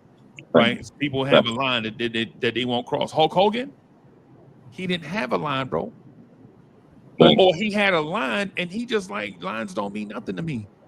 Some people are just like that, bro. Like I don't care nothing about I don't care how my coworkers feel about me. I don't care about the public feel about me. Right? Right. This is Hulk Hogan because once you get a taste of this thing that you've been searching for, bro, you feel like it's manifest destiny for you. Hulk Hogan is one of them. Right? When he was terrible Terry Hogan, bro, Cass was like, yo, he was so humble, man. He would just, you could teach him anything, all this stuff. And then the day he's supposed to lose to on Mhm. the day he lost, on the day he beat the Iron Sheik, he was supposed to lose. You know that, right? I didn't know that now. He was supposed to lose to the Iron Sheik. Bob Backlund was supposed to be next in line against the Iron Sheik after he beat Hulk Hogan. So the original Kurt Angle can get his belt back. Right. People forget that Bob Backlund lost that belt. They were like, "Hey man, just lose the belt, man, and we'll get you the belt back. You'll be bigger than ever." Right? Bob Backlund never got his. People don't even remember Bob Backlund, bro. But he ended up winning it like I think in the early '90s. So Man, that man was 59 No, years he old, didn't, bro. did he? I thought he was just putting people in nah, crossface he chicken wing.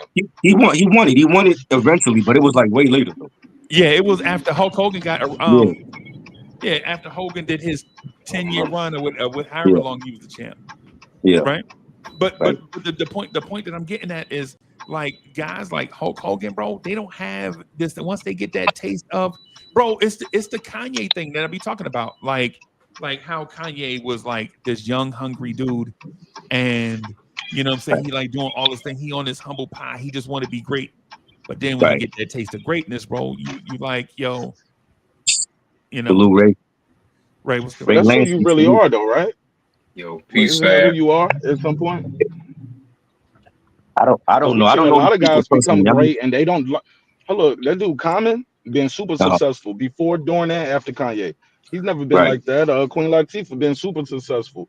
Like right, some people are, like we see people be successful and they don't jump out the window and and just become a different person. Like right. success makes you more of who you are a lot of times. And I want to echo another point somebody said. They said Oh, you have a line, right? And like some people have a line, right? I remember watching like one of my people, right? He watched we saw Dana White slapping up his wife, Yeah, like and he was like, yo, I grew up in the house watching the men in my family abuse the women in my family, like my father, and watching them beat on my moms and watching my uncles, and I was too young to do anything about it. Yo, I don't respect dudes who beat on girls. That was a hard pass for him. That was a hard line. And he's right, like, I don't rock with Dana White. I don't respect him. Ever since then, that was a hard line for him. hmm, Some people is children, some people is beating on women, some people is like, okay, like some people have a hard line, right. and once you cross it, they don't rock with you no more. right. Right. For me, as girls that got musty coochie, I'd be like, yo, like damn, like yo, I can't come back from that. That's a hard line for me. Nah, I'm like, yo, like the Not dub Mr. ain't kicking in. my man Wow, is like, yo, Yeah, women not supposed not women fishy, supposed to not have, fishy. I'm talking about musty. yeah. musty. It's different. Damn, I ain't never heard of musty pussy before, bro. Now, if Oh she's man, musty, man, that's one thing. But you it said can the get pussy musty? musty, God bro. damn. Yo, And bro, you it's and like you had on Sorry. yoga armpit. pants all day. You had on yoga pants all day too. Man, Are she could have a are you nightgown on all submerged, day. bro? What am I supposed to do now, man? I'm done. I'm done. Yeah. Wow. Damn. Yeah, that's Uh, my hard line though. But go ahead. Yeah. Ray, we were just talking about if you have any memories about Hulk Hogan. What do you think? Do you have anything about his death? You know, people been hitting me up in my DM on Instagram like, yo, how could you celebrate Hulk Hogan? And I just tell them it's just the professional side I'm celebrating, not his personal life. Yo, all right. So first of all, yo, shout out to everybody on this call, man. This call is my shit. I love it. I love it. Okay.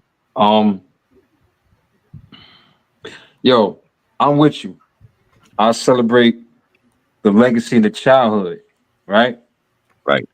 But at the same time, I'm not gonna knock when our people saying fuck him because of what he said. So I can't like defend that. You get what I'm saying? So Nah, but it's white people hitting me up. It's white people from Canada hitting me up, and they're my peoples. But I'm like, bro, like I made this whole platform to celebrate my childhood. Like, you don't understand that. right. Like I said, I'm not against celebrating who Hulk Hogan was to us growing up. I Right. was Hulk Hogan, bro. I ain't gonna hold you. I used to buy the wrestling magazines Same. and cut them out and put them on my wall. On the other side of my wall might be Run DMC or somebody, but listen, Hulk Hogan to WWF is what Michael Jordan is to the NBA. Yeah. Let's be clear. And I don't see a problem with us celebrating him. And I don't, at the same time, I don't see a problem with those who are voicing their opinion saying fuck him because of the shit that he said about us. I'm never going to defend no shit. I'm never going to defend anybody shitting on us. Hell no. But at the same time, I can't front on the childhood memories. I can't. That's all it was about. That's the only reason why I posted it was because of what he meant to my childhood. That other shit is personal stuff he's paying for now in the afterlife. That's what I want to make clear to people.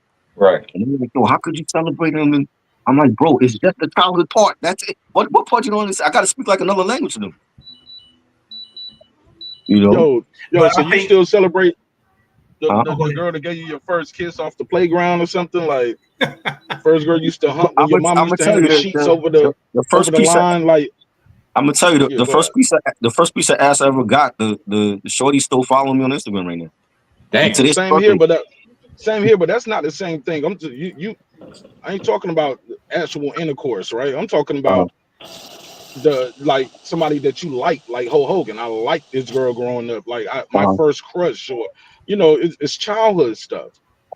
You get what I'm saying? And I don't think Hulk Hogan is to wrestling to the NBA. I think guys like The Rock or is more like that to them.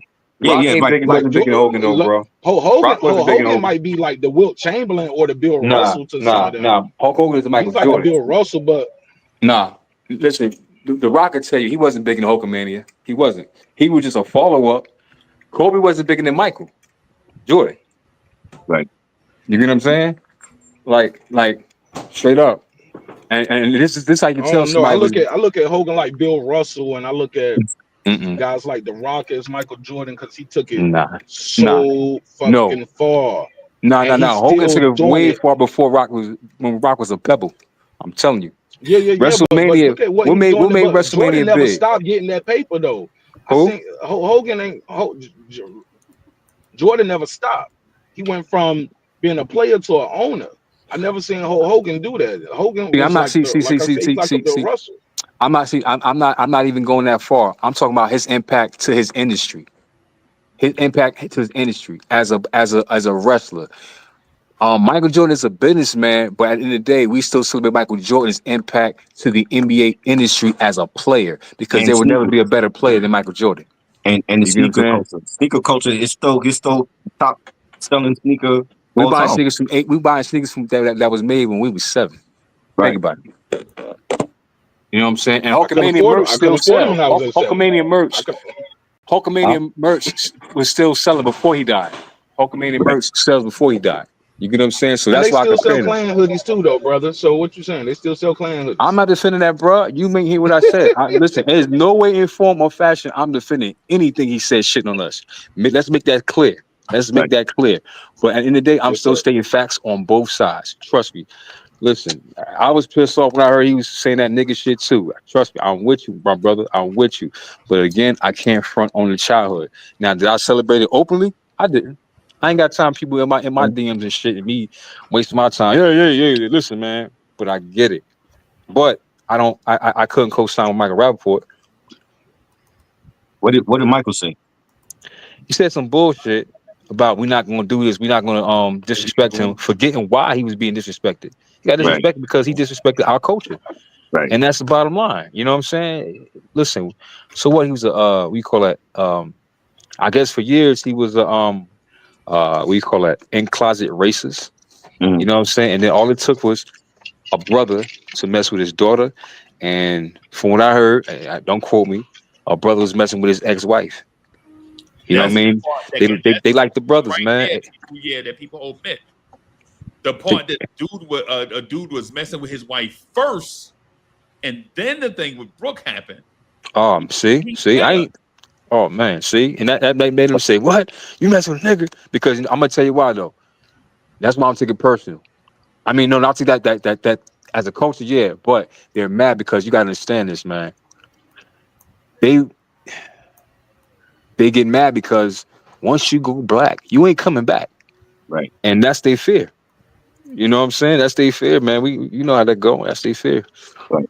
So, you know what I mean? But again, Michael Rappaport was just like, I don't care if he's down with this. Michael Rappaport, yo, sit your ass down, bro. He confusing me now, my damn self, yo, for real. I don't know what's going on with him, man. He confusing me.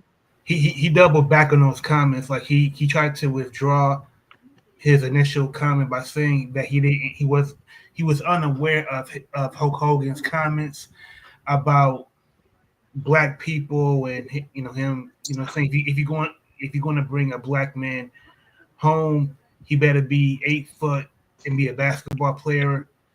Like you can't, like one day you can't say that you're not going to tolerate any slander of Hulk Hogan, and then once you experience the backlash, you try to cop please. Right. No, I mean, listen, and I'm with you, Rock, but I'm gonna say this. Let's ask yourself: would Michael Rappaport said that shit? If Hogan said that shit about the Jews, I don't think so. Of course, he put his foot in Also, Hogan's too, Michael Rappaport supporting a whole genocide over there. If you say anything defending Palestine, you're anti-Semitic. Come on, man. Like, and not to mention, he got his claim to fame off of the black folks too. He was cosplaying. Right. The sister loved him because they saw him in that one movie with the black girlfriend, and ever since then, people gave him a pass in the hood. Are you learning? Whatever. No, before that, it was Radiohead. Oh, before that? Oh, okay. Yeah. He wasn't Radiohead. Zebrahead. I thought. Yeah, Zebrahead. Let me the Nas ask y'all this, soundtrack, right? real quick. Have y'all ever heard people say anti-Semitic, right? Have you ever heard the word Semitic? I didn't really hear it till Kanye said something, and they took it out on Kyrie Irving for posting that about the documentary. But I think Kyrie Irving, not to get off the subject, but I think Kyrie Irving, he got slandered because of Kanye, and they took it out on him. Yeah, he got slandered. But and the thing is sometimes we hear these words and we don't know the origin of where these words come from. Right. Like Semitic, like the word Semitic comes from a different place, right? Like if we talking about like biblically and where words in their origin, right? The word Semitic doesn't mean what we think. The word anti-Semitic, though, is a word that's created to identify people that don't like a certain group of people. And it's used, it's put on people to imply that people are racist. That's two different things. Thank you. Right? Like being anti-something and being racist are two, or can be different things. People use it, but when we weaponize language, weaponize words, right? Now that you hear the word anti-Semitic, you like people all around the world is like, yo, I can't say such and such because I don't want to be labeled as anti-Semitic. Like you're not afraid of that word. You afraid of how you might be labeled. I'm myself. I'm out. That word. I'm out. Yeah, my bad. I'm pardon me, y'all. Just I should put it on mute. Cool. Yeah, man. Yeah, man. That's all I had on that, man. Like the word come from a man named Shem. But if you don't know who Shem is, right? You don't know what Semitic is, but you know what anti-Semitic is, and don't want to be labeled that. Maybe we need to go back to the book and start thinking like, why does this word have so much impact? Right. Is it being weaponized? Man, they use that word so you can't criticize people from Israel, bro. Like that's the quickest way to silence somebody is saying they racist. You get what I'm saying? If I disagree with you or your treatment of these other people, but okay, like example, they can say all this stuff right now, and I don't want to go too far on this, but they can say certain things about Us. okay, I think they us, and nothing happens. You get what I'm saying? Um, you could say somebody I saw some politician say the other day was like, yeah, something about Muslim terrorists. Nobody cares. But if I call you a Jewish terrorist or a It's a Jewish problem. genocide or anti-Semite, Yeah, Right. yeah. man, they tried to take Nick Cannon's show from him, bro. A show Right. he created for saying black people are the original Jews. Yeah, I Anti-Semitic. remember If that. you say stuff like hey man, they doing certain things. If you say things about what's going on over there Welcome, in valued customer. in Israel, man, you like, hold up, what was going on there before 1948? Because that's when y'all got there. They told us the Palestinians took a walk and never came back home, and there was just some vacant land. Right. It was just some vacant land. No, that's not true. And we start doing more research, and then you find out, okay, why does our government give $300 billion Thank you to Israel? Like, why are we doing that? What do we get from that? But you can't improve the hoods in the United States, bro. Like you legit can't stop gang war in Chicago, right? So much Right. so that it spread to like all these cities. Like you can't stop inner city crime in New York City, right? You can't Right. stop small towns like Bessemer, Alabama from having the highest aggressive crime rate per capita in a country, right? But you can send billions of dollars halfway around the world to help others. And listen, I understand about foreign policy. I get it. I get like, the sweep around your own front door thing. And I also understand that there's a bigger picture. Like Prodigy said, there's a war going on outside. No man is safe from. Right. I do understand that, right? I understand that. Right. But Brett, at times when we allow certain things that especially and I don't want to speak to the plight of the Have a good African night. American, but I will It's a plead TA. the souls of black folks. We allow The Trans Am edition. craziest stuff ever. Like we Trans Am edition with the scat pack. how do you let some people Huh? be put on public trial like Uh-huh. Diddy and Michael Jackson Right. without rallying Oh, to defend, So right? But then let anybody and everybody say the N-word 568 times on an album. Like, how do you have the N-word said 500 times on a rap album? Right? And nobody say anything. But as soon as you say something about any other race on that same album, right? Like the thing that Rick Ross said. Remember the thing Rick Ross had to beef with Reebok? Remember that? Yeah. Like I think that was like what I think Rick Ross said like 5 words, right? And now the deal he had with I don't know if it was threatened to be taken off the table or taken off the table, right? Right. Talking about some she don't even talking about the thing about popping the E-pill or something. I mean, put yeah. spiking her drink. I mean, something like that, and she didn't even know it. Yeah. Now, mind you, Rick Ross has said other stupid stuff, like in a drop top chicken box. I'll never forget that. That's the worst thing I ever heard a rapper say in my life. Right? Worst thing I ever heard a rapper say in my life. I'm like, yo, that don't even make sense. But at the same time, it's art, right? So no big deal, right? But we allow certain things, and then other things we allow to happen to us. and we don't What? stand up for, like, again, if you black and you're offended by this, I'm not speaking to the plight of the African American. I'm making a plea to the soul of black folks. Like, what's at risk here? Right. Right? We allow certain things for money, and then it does more. Like how in the world Target gonna give the black community $9 million to split up between 3,800 black churches, right? And it come to find out every church get $850, right? Over the thing with Target. Like all this church each church get like $900. That's what y'all compromised to get black people to start back on in Target. Your congregation get $900, so now your congregation it's okay to shop at Target for $900 a piece. Since we're in the deep waters, I think we have to really study the effects of Willie Lynchism, self-hatred, white supremacy, the power dynamics that maintain power for the ruling class and keep every other class subjugated to the aristocrats. So when it comes to, group economics, the people that can pull the purse strings, that wield all of the power, they ultimately make the decisions. And people at the bottom, they are always going to try and sidle with the oppressor. There's always going to be people. There's always going to be black people that's going to try and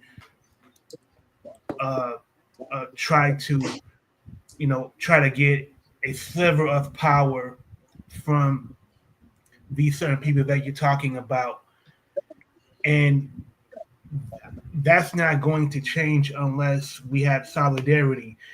And because of capitalism, there's always going to be cutthroats. So when I look at Target, I just see certain members of the religious clergy just being cutthroats for a sliver of power at the expense of the community. So until that gets addressed, these problems are always going to persist. Right. But what about when Eminem had a black girlfriend and he said the N-word and people let him pass? Why he get a pass? And then, but we talking about Hulk Hogan in the same smoke that Hogan is getting, Eminem should have gotten. He did get it though, and some people still don't rock with Eminem because of that.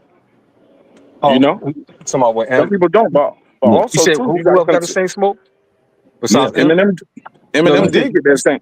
Eminem did get smoked like Hulk Hogan, but let me finish. Oh yeah, he But did here's got the smoked. difference. Yeah, he did. Everybody did it, but also too, you got to understand the time too. Hulk Hogan, Eminem said that when he was like a 15, 16-year-old kid. Hulk Hogan said that as a 55, 60-year-old man. Yes. 60-year-old man. He And wasn't also, a child. He wasn't a child doing that and making a bad mistake as a child. He was a grown grandpa type old man. Yeah, so I think that's the difference too.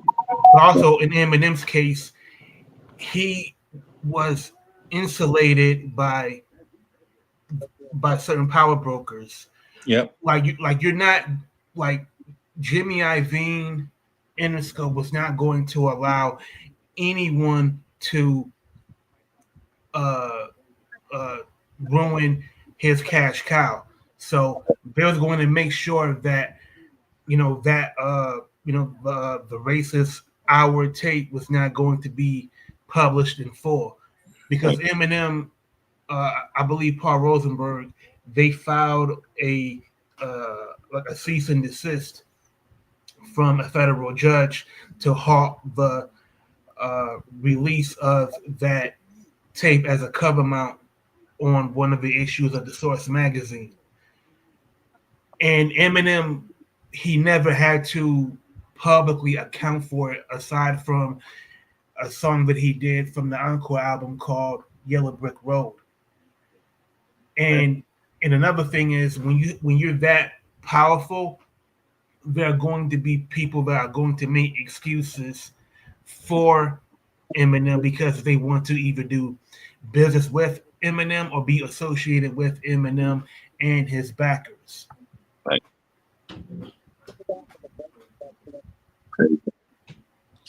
See what you did, trying bro. All of this over Hulk Hogan, bro. Bro, I just posted something about the memory, like the good memories of Hogan I want to remember, not him as a racist or whatever. You know what I'm saying?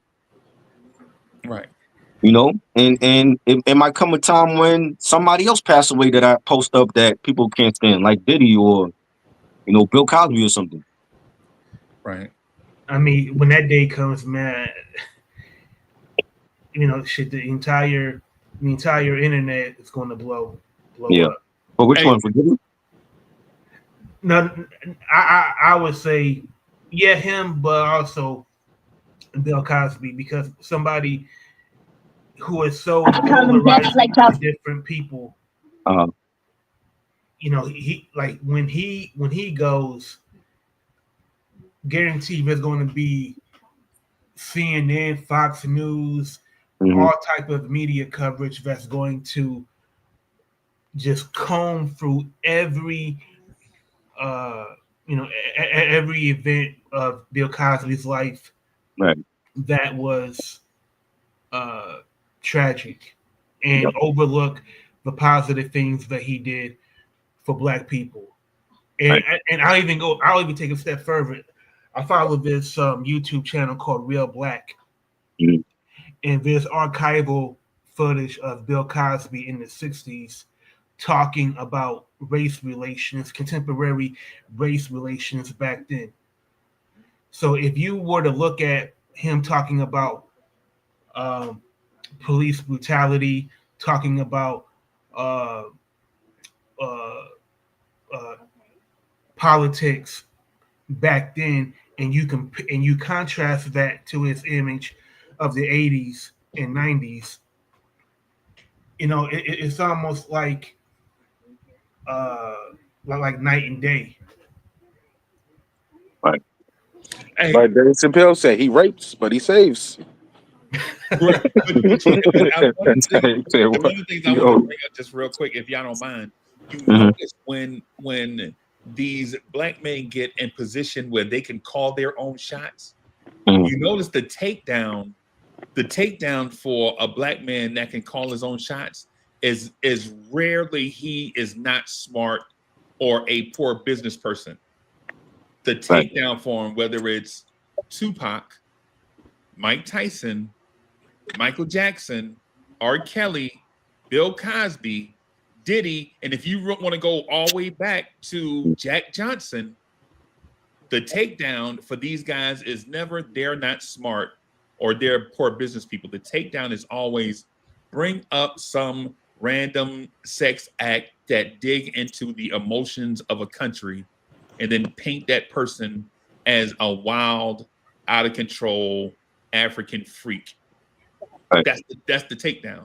See, because the thing with the Michael Jackson thing is not the humiliation part where they made that man strip down butt naked and take pictures of him. That's humiliating enough. That's enough to make somebody quit and just go away from the thing. It wasn't just that with Mike. Mike wanted to stand his ground. Mike armed himself with some of the best attorneys around because Mike said he wasn't guilty of this stuff. It wasn't just that, right? It was the coercion. And if Mike never said, "Hey, I'm going to take this money and invest and be bigger," then I'm going to take this money that I made and be everything with all that stuff that happened to Joe. I'm going to control all of that. Saying remember Bill Cosby was cool till he said he was going to buy NBC. As soon as Bill Cosby said he was going to buy NBC, guess what?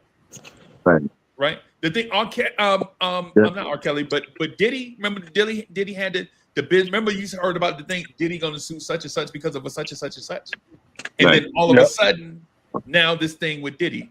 But at the same time, a felon is the president of the United States, and he's associated with sexual assault. All of these things. Word up. Pedophilia, all type of bullshit, yo. Yeah, all of these things. But people are going to bat for him because he never said, "I'm going to be better than everybody." He says, I'm gonna make my buddies rich and vicariously make myself rich and my family rich. Right. What we did, I think the misstep is I'm gonna take over this entity. And then after that, you see all these things come out. Yo, such and such is in such and such's mansion. And all of these type things for us. That's why I'm trying to tell Triborough in the early stages, bro, you got to protect the Dead Ain't Rap podcast, bro. Once we get this joint to that's facts. once we get to like 50 million subscribers and all of that stuff, we had to make sure that we stay sticking together and stay true to who we are in the mission. And the mission. Yeah, people forget, bro. And our culture, bro. And our culture, yo. Because real shit, too many of us jump the gun, we get to a certain level. That's real shit. But hey, you mind if I chime in for a second? I just want to add something to what you saying, right? One thing for sure, man, especially us as blacks, the more major the move, the more silent we should become.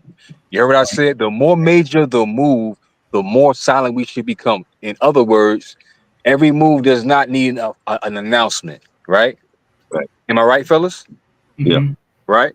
All right, now check this out. I'm not going to say no name. That's my brother. You know what I'm saying? But, I'm not going to name drop, right? All I'm going to say is this. A black brother basically told us in a meeting, right? In the meeting that he was how can I say he was purchasing something major. I said, damn. Let me ask y'all a question. How many of y'all have ever heard someone saying they about to purchase a city? Right? Yeah. Right? That's fucking crazy. Right. And you sitting and you had a meeting sitting next to him. You get what I'm saying? And I'm not gonna go any further on that part. But how is the thing? You get what I'm saying? It's like, damn, really? And you have a city, you can do way more than the average. Let's just start with that. Way more than average. You can print your own damn money. You can make your own laws. You get what I'm saying? So it's a level beyond money. You get what I'm saying? It's more of a control more than the average one of us. You get what I'm saying? Real shit. That's where it starts at, right? Right. So he said, yo, we're gonna keep it in the tuck. Everybody, agreed to that because listen, everybody understood, everybody at that meeting, you know what I'm saying, it's just brothers that's working hard, you know what I'm saying, trying to, doing the right thing for the next level, you know what I'm saying? Like it was, fuck that. It was black excellence at that fucking table. Black excellence, you know what I'm saying? Niggas from the hood, black excellence, right? So I was proud to be there. You get what I'm saying? Right. Only thing is, why the fuck I see this shit on my timeline like maybe a week or two later. And I'm like, no, who the fuck leaked this info out? Right. Then on top of that, he started getting problems in that same fucking state, like shit like not being treating him like it's 1955. He go to get something to eat. They find every fucking excuse in the world why him and his crew couldn't be seated. The fuck out of here. You know what I'm saying? And it led to other things, you know what I'm saying? Like, maybe a boycott, protest, shit like that. You get what I'm saying? But in my opinion, had that information had not got out there, he wouldn't went through those problems because they looked at that young black man as a motherfucking threat. And the sad thing about it, man, unfortunately you had our people trying to bring him down at the same time, when that was going on. You get what I'm saying? My point is, Diddy should announce when he's about to buy a motherfucking football team. Right? That's one.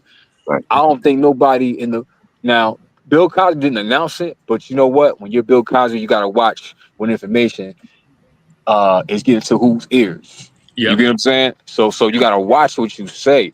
That's why if you notice, right, all the OGs that we grew up to, as far as our culture, as they level up, they become quieter. They're really doing interviews. They really doing press. You get what I'm saying? You hear about them more than you hear from them. It's a difference. Right. You get what I'm saying? And I understand. And Hov is one of them. Notice more Hov hit the Billy status slowly, not loud like Kanye. Kanye, he loud in the powder sour. You get what I'm saying? Oh, I'm 10 billion. Now I'm something. Shut the fuck up, man. You get what I'm saying? Like, come on, man.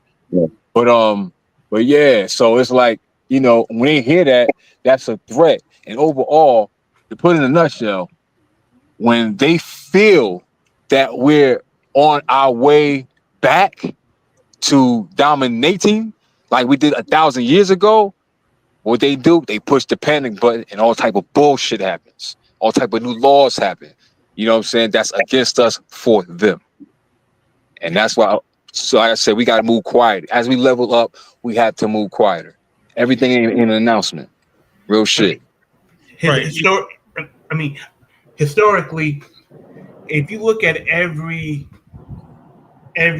movement that has helped change the tide for Black people in this country, there's always been what?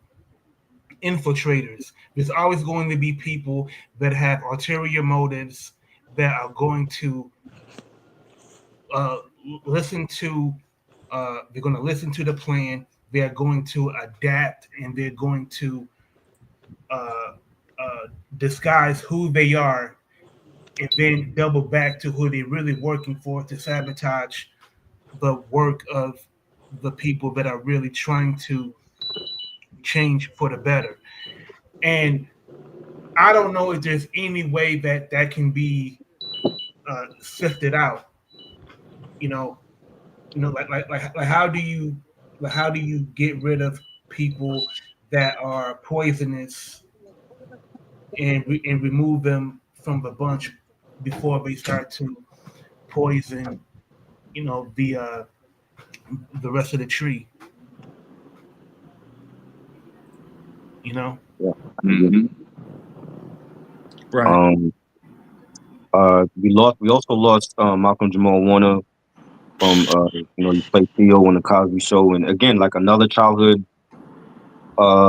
figure that I feel like my whole childhood is dying now. And he was a great artist as well. He won a Grammy. That's a good brother right there. We lost a good one, bro. We lost a Yeah. good one. Yeah. Yep.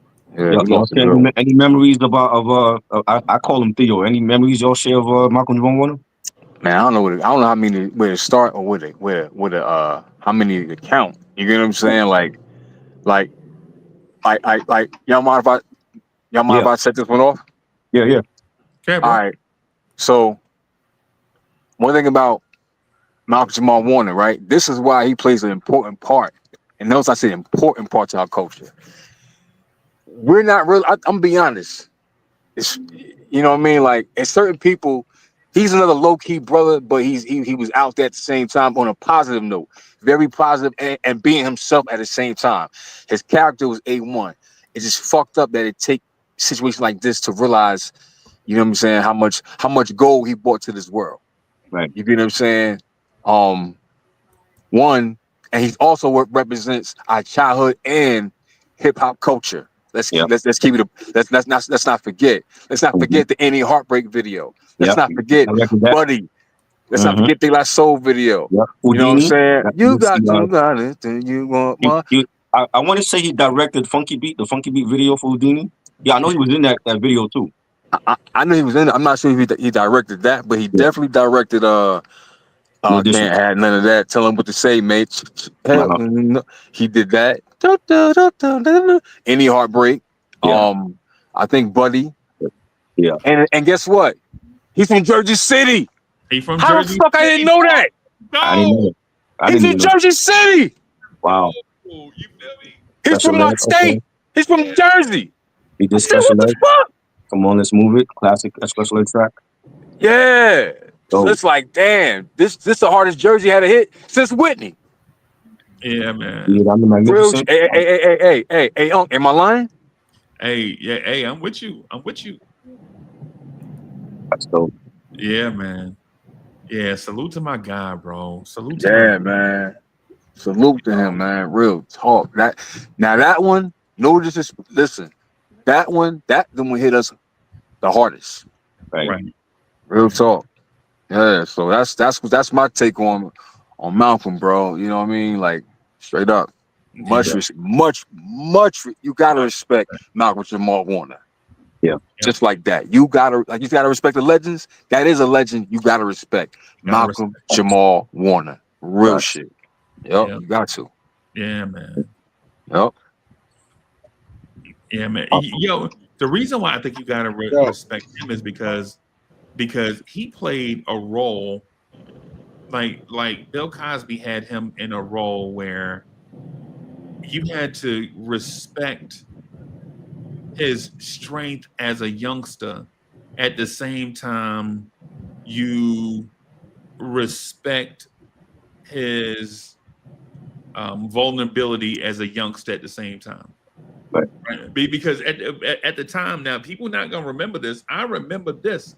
There was a time on TV, and maybe I'm being facetious, and maybe I'm being naive myself, but there was a time when every black person you saw on TV, excuse me, they were being portrayed as a butler, a thug, or a butler, or the phrase I'm looking for is a less than, right? Like when you saw beautiful black skin on TV, it was always being a less than, right? Like if you saw a beautiful black woman on TV and a mainstream thing, she was always adjacent. Like there was a pretty white girl and a white girl's friend, and then there was a less than beautiful black girl there with like 2 or 3 lines through a 2-hour movie. And she was just there to get black money in the sun. I would say with the exception of Pam Grier. Pam Grier was like the exception. No, I'm talking about mainstream stuff because I know Pam Grier, right? I understand Pam Grier, and also the Lynn Whitfield and others. I get them. Those were black things, right? Or black people, right? But I'm talking about like bro, like if y'all remember Welcome Back Kotter, y'all remember Welcome Back Kotter? Mm-hmm. Yep. Johnson Travolta. You remember The White Shadow? Yep. I used to watch that too. Wow. Wow. When you take it back. When you look at those excellent young black actors, they were playing roles less than. Bro, really? The show got to be about basketball? Well, Thelma was that whole little cat. Like, I mean, Florida Evans wasn't the baddest, respectfully, but Thelma what's the other shorty name on what's the two ladies off a Good Time? Oh yeah, you Walona and Kenny. Walona and Thelma. Some of the man. You know what I'm saying? We had Marla Gibbs, but she had to be a maid though. Right. Yeah. You know what I'm saying? So I get where you're coming from. But Theo, man, I do want to say this about Theo, Malcolm Jamal Warner. Well, homie just said it's right though. Like because we ain't never seen nothing like Claire Huxtable in the league. You get what I'm saying? Right. Like, oh my God, she was a wet dream on TV every Friday, whatever night she came on. Just those dreamy eyes and the way she used to talk, and she's a lawyer, he's a doctor, and it was just like black excellence, man. The kids were brilliant, and then, but even they showed that I learned about dyslexia from watching the Cosby Show. I didn't know what dyslexia was. Yeah, and we got to watch these kids. Got to watch Theo grow up from a child to be like being one of he was the dumb kid. He played the role. Okay, he was the dumb kid in the family. To like at some point they switched the narrative. Said no, our child is not going to be dumb. He's going to be smart like everybody else. And he went from being the dumb kid to all of a sudden excelling in high school to becoming the graduating from college to becoming then becoming a professor and a mentor to other little kids. You know what I'm saying? So just the evolution, man. Shout out to Gordon Carterell shirts too. You get what I'm saying? Like the whole nine. Yeah. He was definitely the anti JJ. Yeah. Right. Yeah, man, that was much respect. You know, another thing about Malcolm Jamal Warner was that he had a very true black consciousness. Like he was very well read, very well educated. I watched his podcast, and he had a lot of very specific views on Black literature. Writers, Ralph Ellison, Langston Hughes.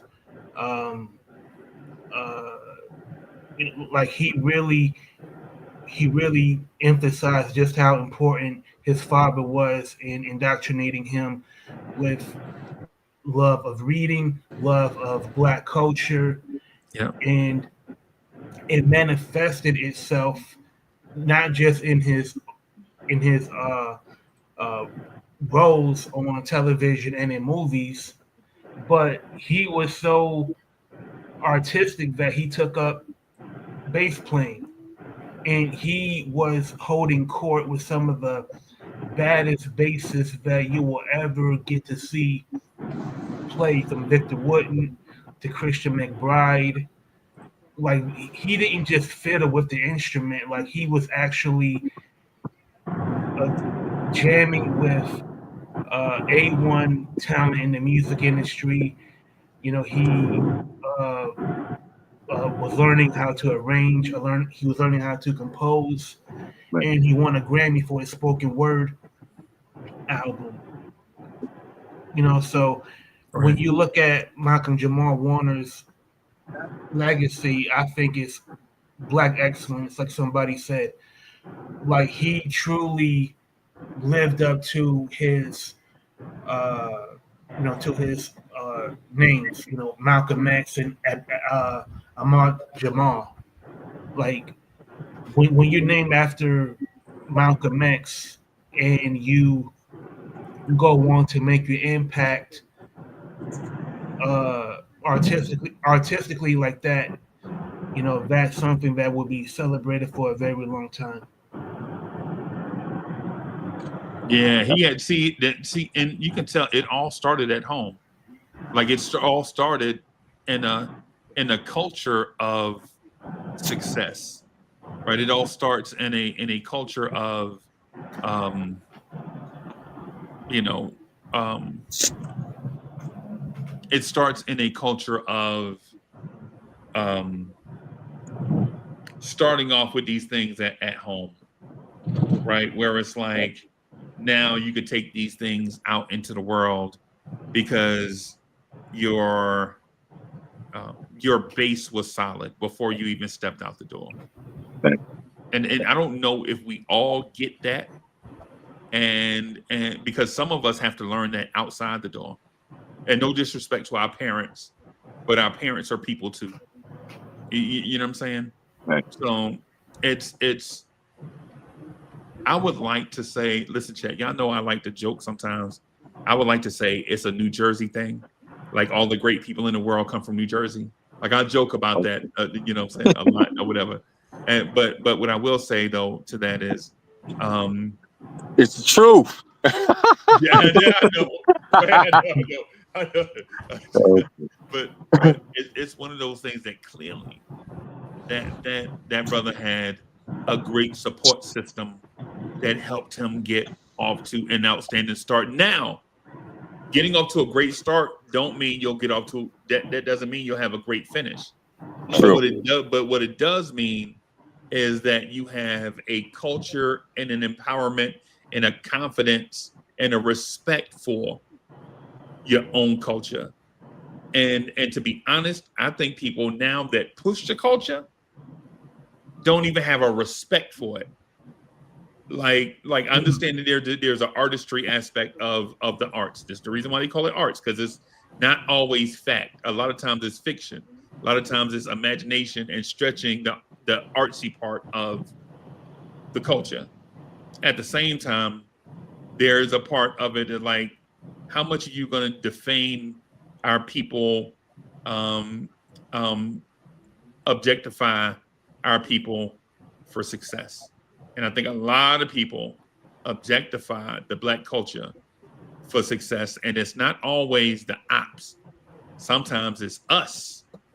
Sometimes we're our own ops, right? And I know that seems weird, like saying, "Yo, how could you point the finger at a Black man for being, his own worst enemy?" And you've seen it with your own eyes. I don't have to tell you that. Oh shit. Back. So who just said that? What's his brother's name? Who said that? Me? It's Uncle Freezy. We call him Uncle. Uncle, Yeah, Uncle Freezy, Freezy. yeah. or Uncle Freezy cooking right now. Uncle Freezy hot. Oh yeah, he in the kitchen. Nah, he in the kitchen. Yeah. Yeah, man. Right now, look, Uncle Freezy, he stove guy unk. Real shit. hey yo, I said this. I said the same thing years ago. I was like, can't call them culture vultures all the time. If you sold it to them, Right. sell it to them. You give it to them. Like I was saying earlier, somebody. All it takes somebody to say something slick or, oh, she invited to the cookout. Why we got to be so inclusive all the Right. time? Why we always got to be the ones that's so inclusive? You know what I'm saying? My mom used to tell us when the project, she was like, if you leave a good meal on the table and go to bed, you turn the lights on and the roaches don't got to it, it's your fault. It's your fault. You know, you live in the projects, the roaches don't even come from the eye. They come through the walls. They're gonna come for the food. You left it on the table for them. It's their Right. shit now. Right. You know what I'm saying? And we don't, and a lot of us don't even recognize our own value. Like what, some people may consider not important or is just, you know, garbage. Other people may consider that treasure. Like there's a reason why, like in the 2024 presidential election cycle, there were so many white people on TV that was, going over what is the meaning of woke. I have never seen so many white people, assign definitions of a colloquialism that started in our culture. And now the word woke doesn't even mean what it originally meant to us. Now Amen. it is some perverted meaning that that people with political agendas have ascribed. And so I think what it taught me is that we have to, like Ray said, like we have to be very careful of publicizing who we are, what our values are to the dominant culture. Like we don't like just because you can say something on a public platform, it doesn't mean you should say it on a public platform. Because the people that are truly influential and that are really making moves, they do it in silence. Exactly. They have a small cadre of people that they they believe are valuable and they are trustworthy. They're loyal. They won't sell out for the highest for the lowest or highest dollar. That means something. Anything that is valuable that you consider worth holding dear to, you have to be very careful on who you share it with, or the consequences will be dire. Right. Yep. I agree. That's a I fact. agree. That's a fact, my brother. I'm That's a with you. fact. And so the thing is just to piggyback off what Rakabash is saying too, is we've known this for eons. We've known this. These things will happen. We've known this for thousands of years. Bro, man, Julius Caesar was stabbed in the back by the Senate. These are the people that he supported and helped them get to that position. Without him, these regular men, a lot of those regular men would not have ascended to the Senate. But once he started going through this thing, like, hey, I'm going to take this thing a little bit further. I need this power, this thing. They stabbed him in the back. Like, no one man should have all that power, right? Bro, if you've ever heard the name Judas Iscariot, you know that these things will happen to you, right? These things that Judas Iscariot knew the person that he was selling out, and he did it anyway. And then after he got the bag, he tried to take the bag back. Like, no. And it was like, it's too late, bro. You done took the bag now. Judas Iscariot took that bag and threw it on the floor. He's like, I can't believe what I just did, right? But it's in some people to be Judas Iscariot, right? And so for that reason, and I know that's an oversimplification, right? But this thing of thinking everybody is generally going to be kumbaya in our community, that's not the case. Some people flat out don't give a fuck. They don't care about blackness. They don't care about community, right? They don't care about the future, right? All they care about is themselves. That's it. You can put 100 black people in a room and everybody can be black, right? But it's going to be people in that room that don't care as much about blackness and community as you do. And they will sell you out for a bag of silver. That's a fact. And then they'll talk shit about you. Man, your Triborough be having this popping podcast on Wednesday nights, man. All them smart brothers be up there talking and having real conversations and shit. Who the hell they think they is? Nah, they ain't gonna say that. They gonna say Try got his little podcast. They gonna minimalize it. He got his little podcast, and all them dumbass niggas over there think they know it all. Them niggas can get more paper than me. You know what I'm saying? Like that. No, they're gonna definitely say Motherfuckers don't know what they talking about. Right. They don't know what They they don't know talking about. shit. Cold ass nigga. Oh yeah, Yeah. first thing you do first time you do something that you disagree with what the popular norm is, you're a coon.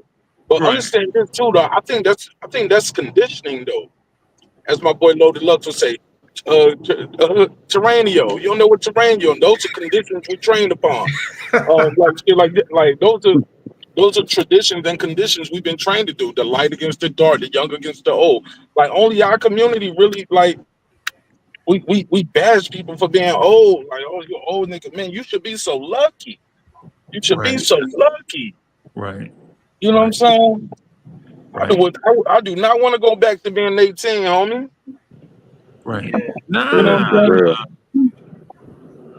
For real. And also we, to a lot of people, they do not want to learn. They do not want to go back and read about history. For example, like I've read the autobiography of Malcolm X thousands of times, but I've been reading the book every day for 2 weeks, while I'm on a break at work.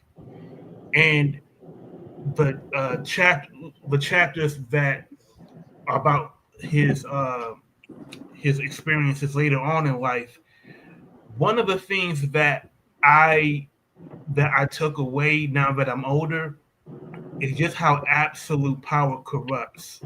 Because at the time, I did not understand just how powerful the Nation of Islam was and just how much power Elijah Muhammad wielded, and the confluence of negative external forces that was against Malcolm X was absolutely horrifying.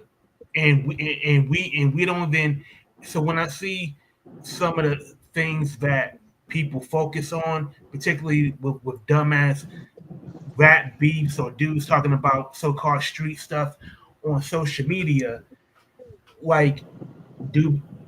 sometimes I just wish if we could just go back and just read about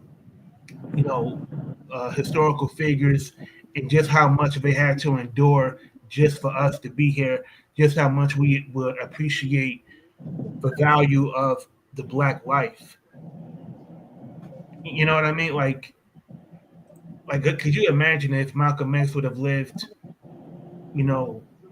to be 70 or 80, how much he could have accomplished in the 70s and 80s? And so many people just brush it off as, man, that's history, that's old, that's ancient.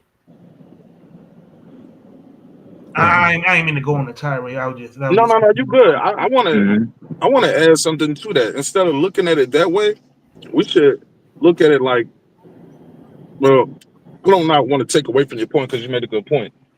He accomplished so much in such a short time. Malcolm, Martin, like these guys died before they was 40, man. How old were they when they died? Like mid-30s? Something like So, that. Yeah. So late I know 30s. MLK definitely was in his 30s.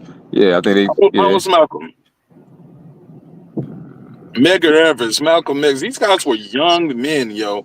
Yep. So instead of saying, "Hey, look, imagine what they could have did if they lived longer," man, imagine what we can do now if we were more focused. Instead of saying, "Oh, the niggas hating on me, come driving this Hellcat." Man, ain't nobody. They gonna let you have the Hellcat. They'll let you have that little Movado, Mark Nash. They'll let you have your record deal. Yeah. Would they let you? Like my man was talking about? Would they let you build a city? Can you own a city? Yeah, You these know are what I'm the saying? You can have a record deal. How much power can you really wield? Can you really you can they'll let you buy an NBA team before they let you become a senator though. You get what I'm saying? up his percentage. Yeah. We ain't get the whole pie yet. For it. Actually, you know what? You right. I forgot Bob Johnson. Yeah. BT. Bob Johnson was the original owner for I think that's I could be wrong. That's the first black owner that I know as far as buying a team for the NBA. He had the Bobcats. When they Yeah, were the he Hornets, passed they on had the the mic. Bobcats. Yeah. And the Yeah. first majority owner too, by the way, everybody, is what we Right. say. The first But you guys majority. get my point though, right? Like they Yeah. Right. Yeah. he had a lot of money, but it's senators and congressmen that have more power than him with less money. You get what I'm Yeah. saying? Yep. Yeah. True. Because True. that they're elites, man. That is people been thinking for the longest black and white, black and white. When MLK, when they killed him, when he started saying, "Hey, look, it ain't about black and white as much as I thought. It's about rich and poor." Yep. Yeah. And they use religion a lot of times. I don't mean to go on a tangent, but that's a way of control, bro. Because without us having some faith in God or believing that when I go die, I'm gonna go to a better place, man, it will look like January 6th every day. Yeah. My Times 10, birthday because it too. wouldn't just be a whole bunch of white folks with red hats. We all would be rushing that Capitol saying, "Hey, this is over. Right. This is over. We're not going to be all of my wages are not going just for war and sending money to Israel and all of that. Like we're not going to have money for war but can't feed the poor. Rest in peace to Tupac. Like why are we sending money to countries and they have a surplus? We have $1 trillion deficits. We have to pay to go to college. You got to pay to have a baby here, but yet you can't have an abortion. But we're gonna charge you for the baby. You get what I'm saying? I left the hospital with a bill. Me and my wife put my daughter on a credit card, bro. You know what I'm saying? Leading up to it, every month we had to put my daughter on a credit card. You get what I'm saying? Yep.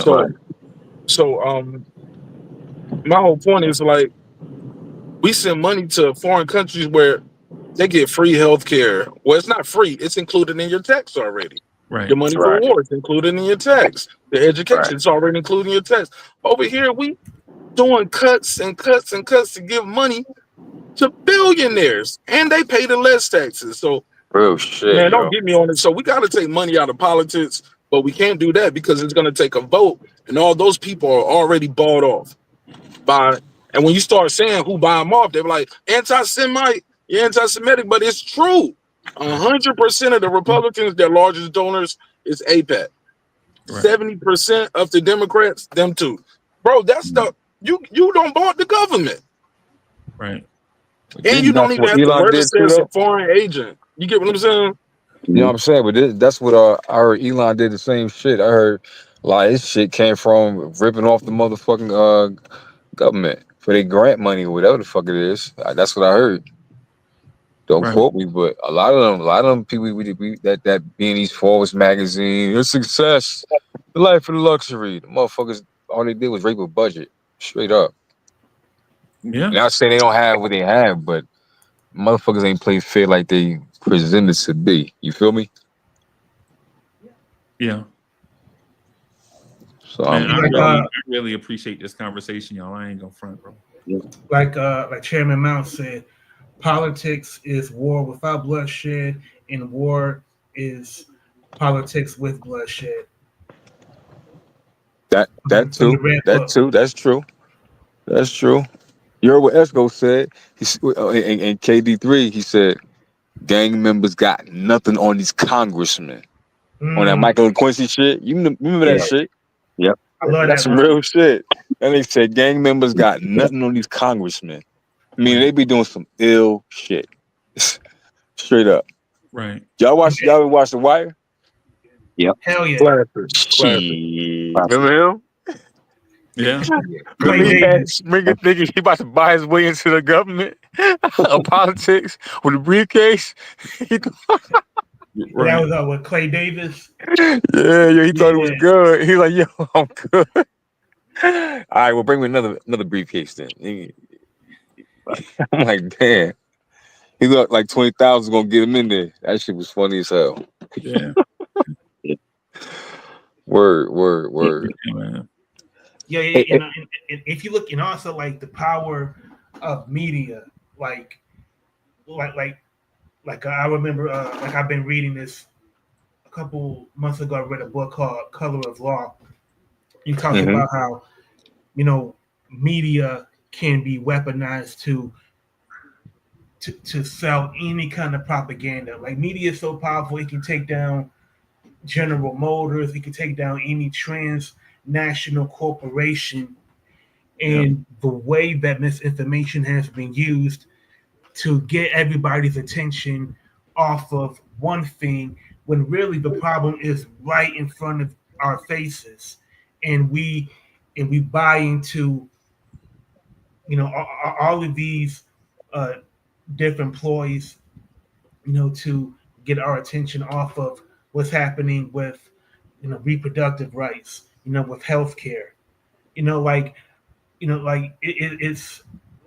it's staggering just how much people are are rooting for especially in red states, rooting for this big beautiful bill, knowing that you need SNAP just to make it month to month, and the type of conditioning that the American public has fell into. It's like a spell, and a lot of it, I believe, owes a lot to the media, because if you don't have any critical thinking skills already, then you're not going to know how to decipher the real information from the propaganda, and you can just track it from top to bottom, in any institution.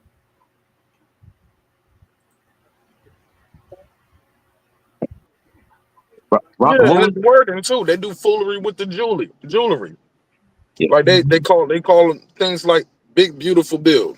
The fuck, what does that even mean? Yeah, You get yo, what they I'm just be saying? making Or up all type of crazy shit, or we'll man. say, hey, look, they'll start saying we got to focus on salt. What the hell is salt? Just Real say what it shit. is: state and local taxes.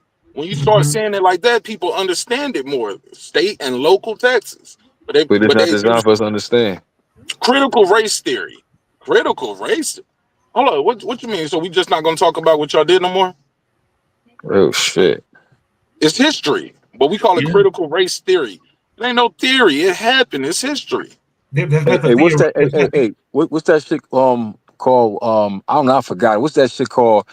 When it came to like a law with what's the shit that they were protesting about after Donald Trump got back in office, and like it's something along the lines of equal rights law at a workplace. What do you call that again? Equal opportunity. How you say it? EEOC. DEI, diversity, Oh, equity, DEI. Yeah, that shit. diversity, equity, That, inclusion. hey, yo, even when listen, don't be fooled. Even when it came to that, we were at the bottom of the motherfucking chain. So it's Yeah, like, you get what I'm but saying? Like, DEI, but that's the way for them saying diet nigga now. Oh, she's a DEI hire. Diet nigga. Yeah. right, like it's like they give you a fucking charity case or something. Like the fuck out of here. Like say, and it goes in different angles of bullshit. Like But one that angle you got, benefits women and gays more than it do black men and black folks. man. Listen, White women and gays. real shit. They look at us. Let me tell you something. When it comes to the planet, man, fuck that. When it comes to the planet, I don't give a fuck, man. There's no struggle more than the fucking black man. I don't give a fuck who you are. Nobody felt a struggle more than the black man on this motherfucking planet. I don't give a fuck if an alien land tomorrow. Nobody. You know what I'm saying? But they try to sugarcoat that shit many different ways. It's like fucking up the word woke. How the fuck you fuck up the word woke, nigga? You know why? Because they fear other people be woke on their ass. That's why. And you know what I mean? And we live in a time where the white children are checking their white parents. Real shit. Like, Dad, how the fuck you expect them to act like that when it was designed and our people put them through bullshit? You know, it's a YouTube video, and the white man says, "Well, Michael Jordan made it out." Michael Jordan, nigga, what the fuck is you talking about? Right. Michael Jordan, nigga, the fuck. I don't even gotta go further. You know what I'm saying? The shit boils me, but I'm like, nigga, what? But I respect the fact that you do have a new generation of them. Like, yo, that's some bullshit. Y'all are some bullshit. And that's why they don't want you to teach quote unquote critical race theory or history, or they want to take black history out and stuff like that, because they don't want their kids to know about that stuff. It's like it's ruining their self-esteem. My children came home and was like, hey, what did we do to the slaves? Or look at these pictures of your grandfather on the wall and things like that. They don't want you to talk about that kind of stuff. They're trying to wipe out history, wipe out Yeah, black they don't history want. in the schools. Get the They fuck fear out of here. white It's too guilt. late. It's too late. It's too late. And you know what's even crazy? You know what's even crazy, brother? When you got how can I say people trying to erase the history. Then you had a lady said some shit. Y'all remember 3 years ago, a lady said, "Thank you, Donald Trump, for help maintaining the white race," or some shit like that. Right. Mhm. And then the abortion shit, I'm gonna keep it a buck, man. Let me tell you something. I'm gonna tell you another reason why they put a law on abortion shit. You know why? I'm gonna keep it a buck. Listen, because you had white women secretly aborting black babies. That's one of them. Because if they bring a motherfucking baby home that's not a part of their culture, I'm not saying all, but you know who I'm talking about. It's over. So the family think they about to have a baby Joshua. Nah, nigga. It's a baby Jamal, nigga. Mhm. Real shit. It's a baby Jamal. Right. And it's a lot of baby Jamals out here. And the fear is eliminate their pigmentation. Straight up. I agree, but I'm gonna play No, I racist just say advocate part real of it. quick. I just said part. I didn't say all of it. I said that plays a part. Yeah. But most people, if you ask them, Mm-hmm. they're gonna want their grandkids to look like them. I No, I'm mean, not. Listen. I remember I No. remember I was younger. I dated this white girl one time. My mom was like, "The hell is you doing?" I Yeah. said, "We just hanging out." She said, "You're hanging out, okay?" And she, you know, what I'm saying, she was, you know, she might have called her Becky. You know how they used to do, or whatever her name is, Yeah. or whatever, you know, whatever the colloquial expression was for the white girl back then. But my mom was like, "Okay, da da da da da."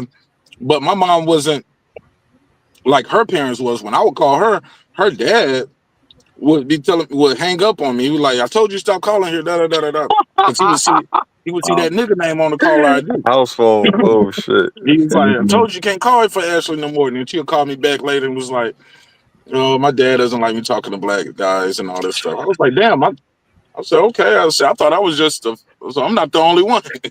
She was like, "Nah, I like black people. I like black music. I like stuff like that. My mom is cool, but my dad doesn't like it." You know, but low key, my mom didn't like it either. But my mom wasn't. Uh, but my mom was still accepting of my decision.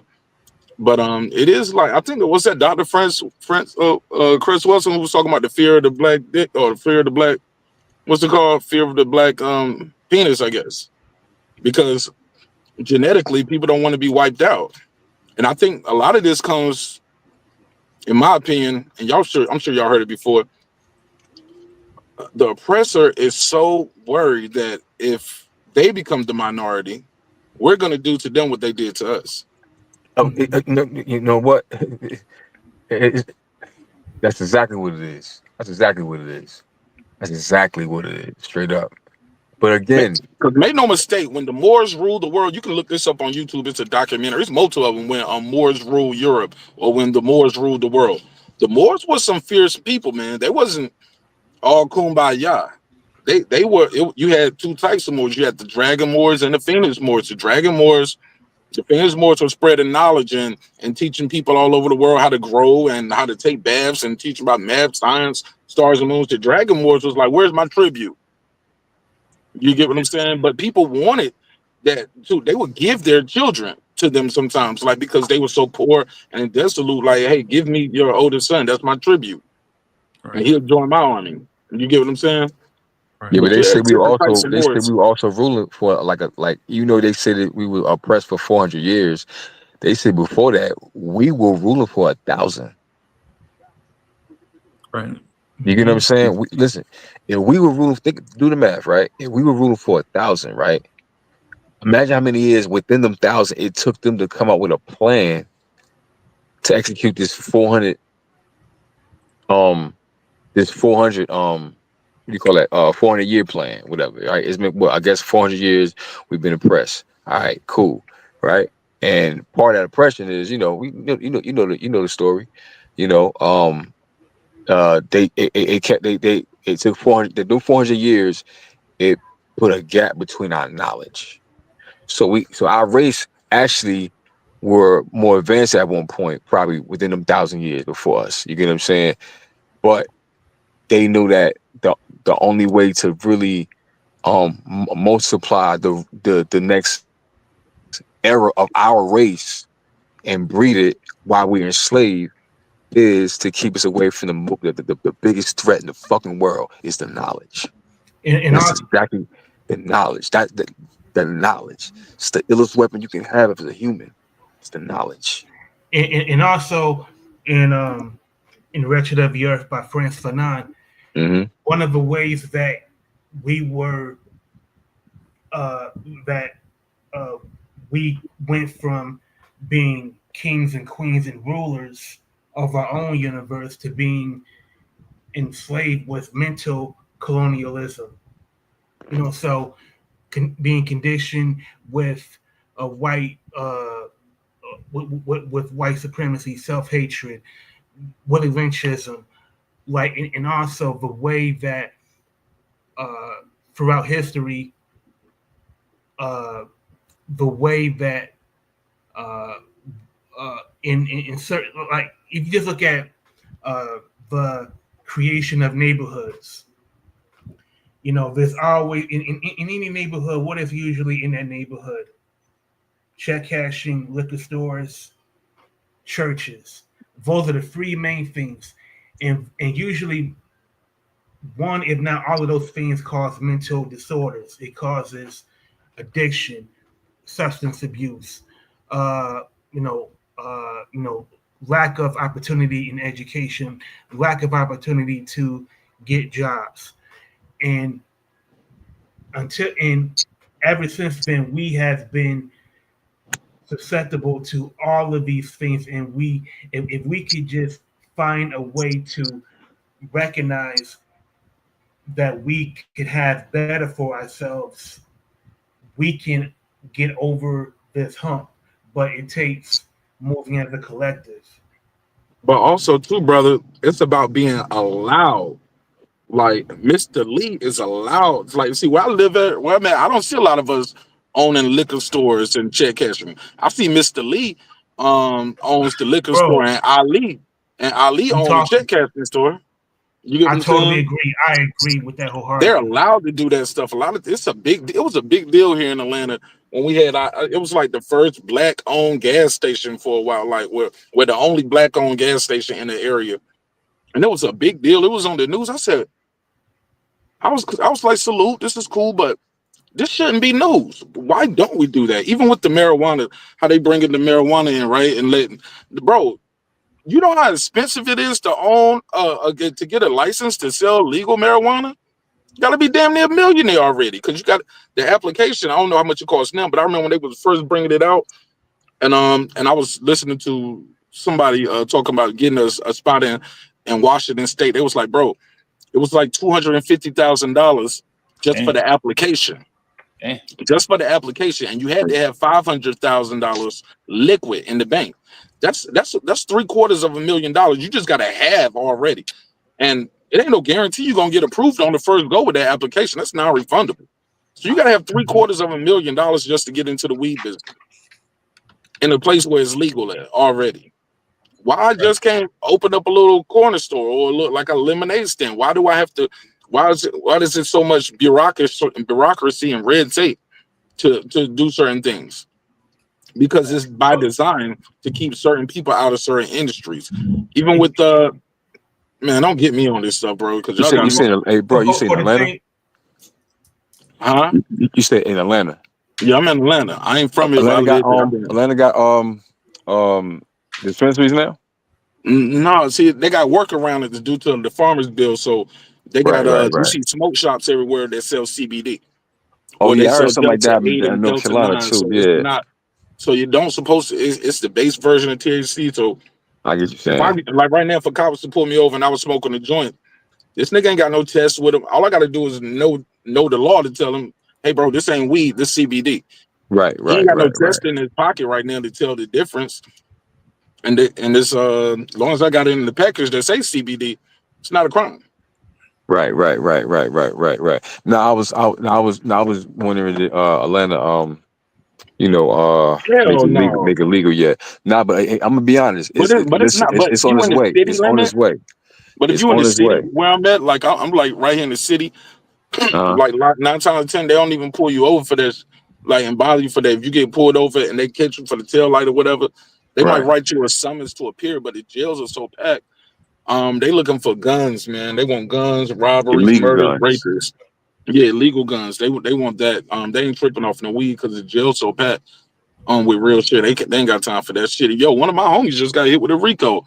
Him and 21 other people, bro. Last week. What, a state or federal? Georgia State. Yo, on some real RICO. shit, bro. That's that Commonwealth shit. Cause you know Commonwealth making shit as you go along. How the fuck a state gonna give a RICO? Like RICO is only.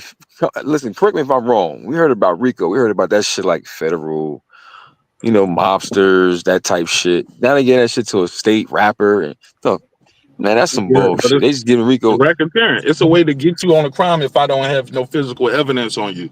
Exactly. You know what I'm saying? Because if you at the top, you don't know everything going on, or you making $1 million. There's no way you're making $1 million selling drugs every year and somebody then dies somewhere, right? That's what they thinking. The intent is to capture the king on a chessboard, like because the heads of these organizations, they're always insulated from the people that do the dirty work. The state and the feds, they don't want to go after the bean counters. They want to go after the people that are making the bread, and they've expanded the statutes of RICO so much so that any type of interaction with somebody that may be known to do that, you're going to be on the radar. But who's the bull crap in that though, brother? The bull crap in that is if you really want to go after somebody, find out who bringing it off the boats. Like why did it, like when back then we found, like in the 80s, late 70s, 80s, we found out the government was involved in destroying black communities. Bro, this whole thing was planned by design, bro. This whole thing was planned by design. Yeah, it's by design. It's not a bug, it's a feature. So when Reagan was trying to, Reagan's daughter was the biggest junkie. Why is mom up there talking about just say no, kids? No, tell your daughter just say no. Oh, and worse, and they put Nancy Reagan old ass in the motherfucking in the raid. Like, yo, what was she doing at a raiding the crack house? But the reason why they won't do that is because the government, they made their money from the Iran-Contra. Like, exactly, bro. So that's what I'm saying. It's a joke saying we got a war on drugs. If it was, and they started the war. That's bro. The funny we thing. got Delta Force, CIA, ops, and all of that stuff. Like we have a lot of of ways and resources and means and resources to stop this stuff from coming in. If we really wanted to stop it from coming in. So when I hear they called it was like a $5 million operation that they shut down, I'm like, that's just here. So where did they get it from? Because it ain't no boats coming into Atlanta. Right. Where did y'all get it from? And bro, and they busted them like in bumfuck Georgia, somewhere in the middle, somewhere like way far, part of my French.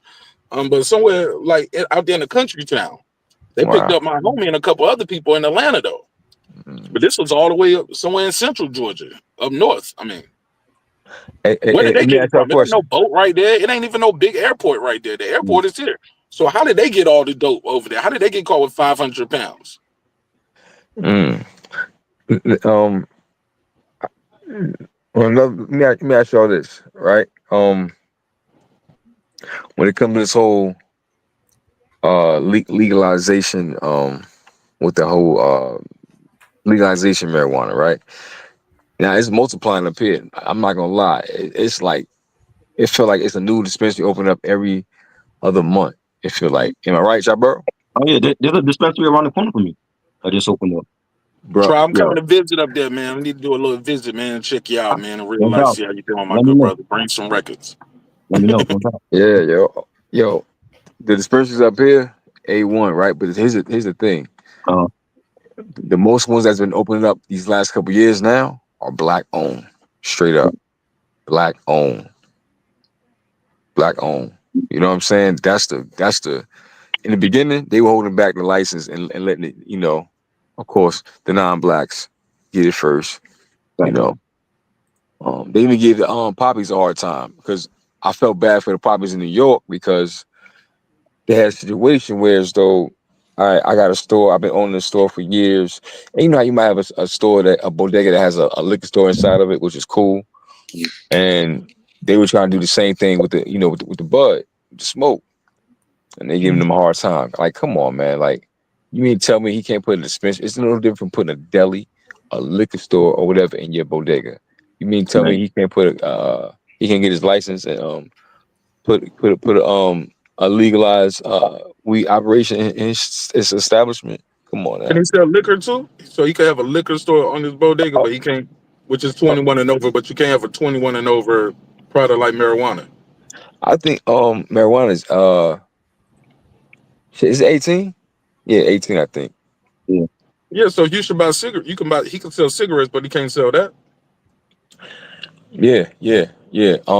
But they basically fixed it now. But it like when they first passed it, they were, you know, pretty much giving them issues and shit. You know what I'm saying? And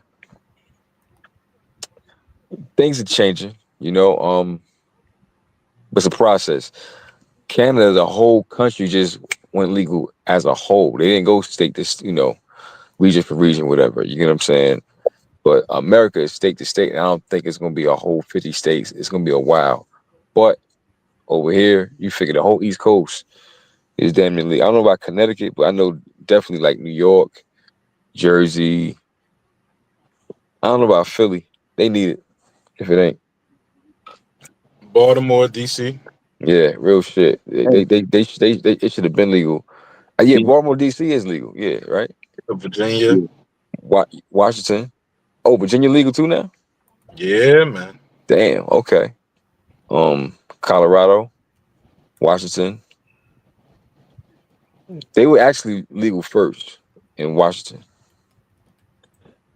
They were. Before we go, I want to get your thoughts on Cuban Link 30 years on Friday, the anniversary of this album, all produced by the RZA, the third Booth solo album after Takal dropped and ODB came out that same year, also in '95. What are your memories about Cuban Link? Purple Tape. But you don't think that deserves its own episode? Well, it do, but I mean, I don't know if y'all gonna be.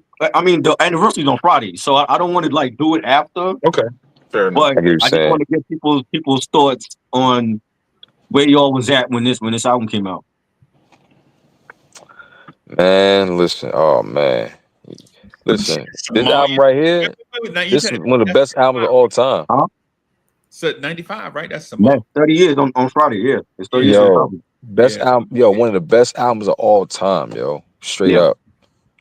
That shit right behind Illmatic and Mobb Deep. I don't even want to say behind. I don't even want to compare. Yeah, right on that I don't tier. want to compare. I'm not even gonna do that. I'm gonna give him his own flowers, purple flowers. Yeah. Real shit. You know what I mean? And real shit, I'm glad that they were smart enough to be like, you know what? Let's put Ghostface as a not just a feature. It's like a Ray and Ghost album. You get what I'm saying? And they had to do that because you figure you rapping Wu-Tang, it's a bunch of them. Ghostface has so much fire, you know what I'm saying, in the vault. Right. Yo, he needed a platform to you know what I'm saying, to rock out before the Iron Man and shit like that. But I mean, from that, and it was Wu-Tang history, because Wu-Tang was not, and I don't knock it, but Wu-Tang did not have guest features outside of the camp until Through the Lights, Cameras and Action, Glamour, Glitters and Gold, like Unfold, Plant Seeds of Stand, Pete the Globe. You get what I'm saying? Right. It changed. That changed. So listen, you can't talk about the year 95 without talking about Purple Tape. But it's still it's a year 95, and 30 years later, it's definitely on all-time list. Definitely forever. That's the best Wu-Tang album, in my opinion. To me, best solo album. I agree. I think it's the best one. Real talk. Nobody listen. I love Meth, and mind you, Ghost got a lot of shit. ODB, but that Purple Tape, man. Yeah, ODB came out that year. Liquid Swords came out that year. Also, Liquid Swords. Yeah. You know, so salute to Raekwon, brother, and Ghostface, Tony Starks. And that's how that Wu Gambino shit started favorite too. track off of it, try? Can I try? Let me get your. My favorite track is Incarcerated Scarface. Mm. That beat was just so banging, and it's the RZA, and it's the summertime when that dropped, and I remember like the video that came out, it was crazy. I gotta Raekwon go got the most slang style of New York. I don't care who say what. No rapper, New York slang and hip hop is more slang than Raekwon. I don't care who you say. Not even Mobb Deep when they had the done language. Listen, the done language. Listen, nah, bro. Again, it gotta no. be the Wu. You understand? Raekwon whole years sentence later. be slang. His whole sentence be slang. Yo, man, Not still saying go there's back don't and too. listen to I'm not. Listen, I can't. That's a close one. That's very close. It ain't close, But, man. Because years man, later, you can still I listen to Raekwon and listen to Wu-Tang, bro. I just saw Wu-Tang perform for the first time live in my life. When they came to the A, about 2 months ago. What was that, May or June? Yeah. First time ever seeing them live.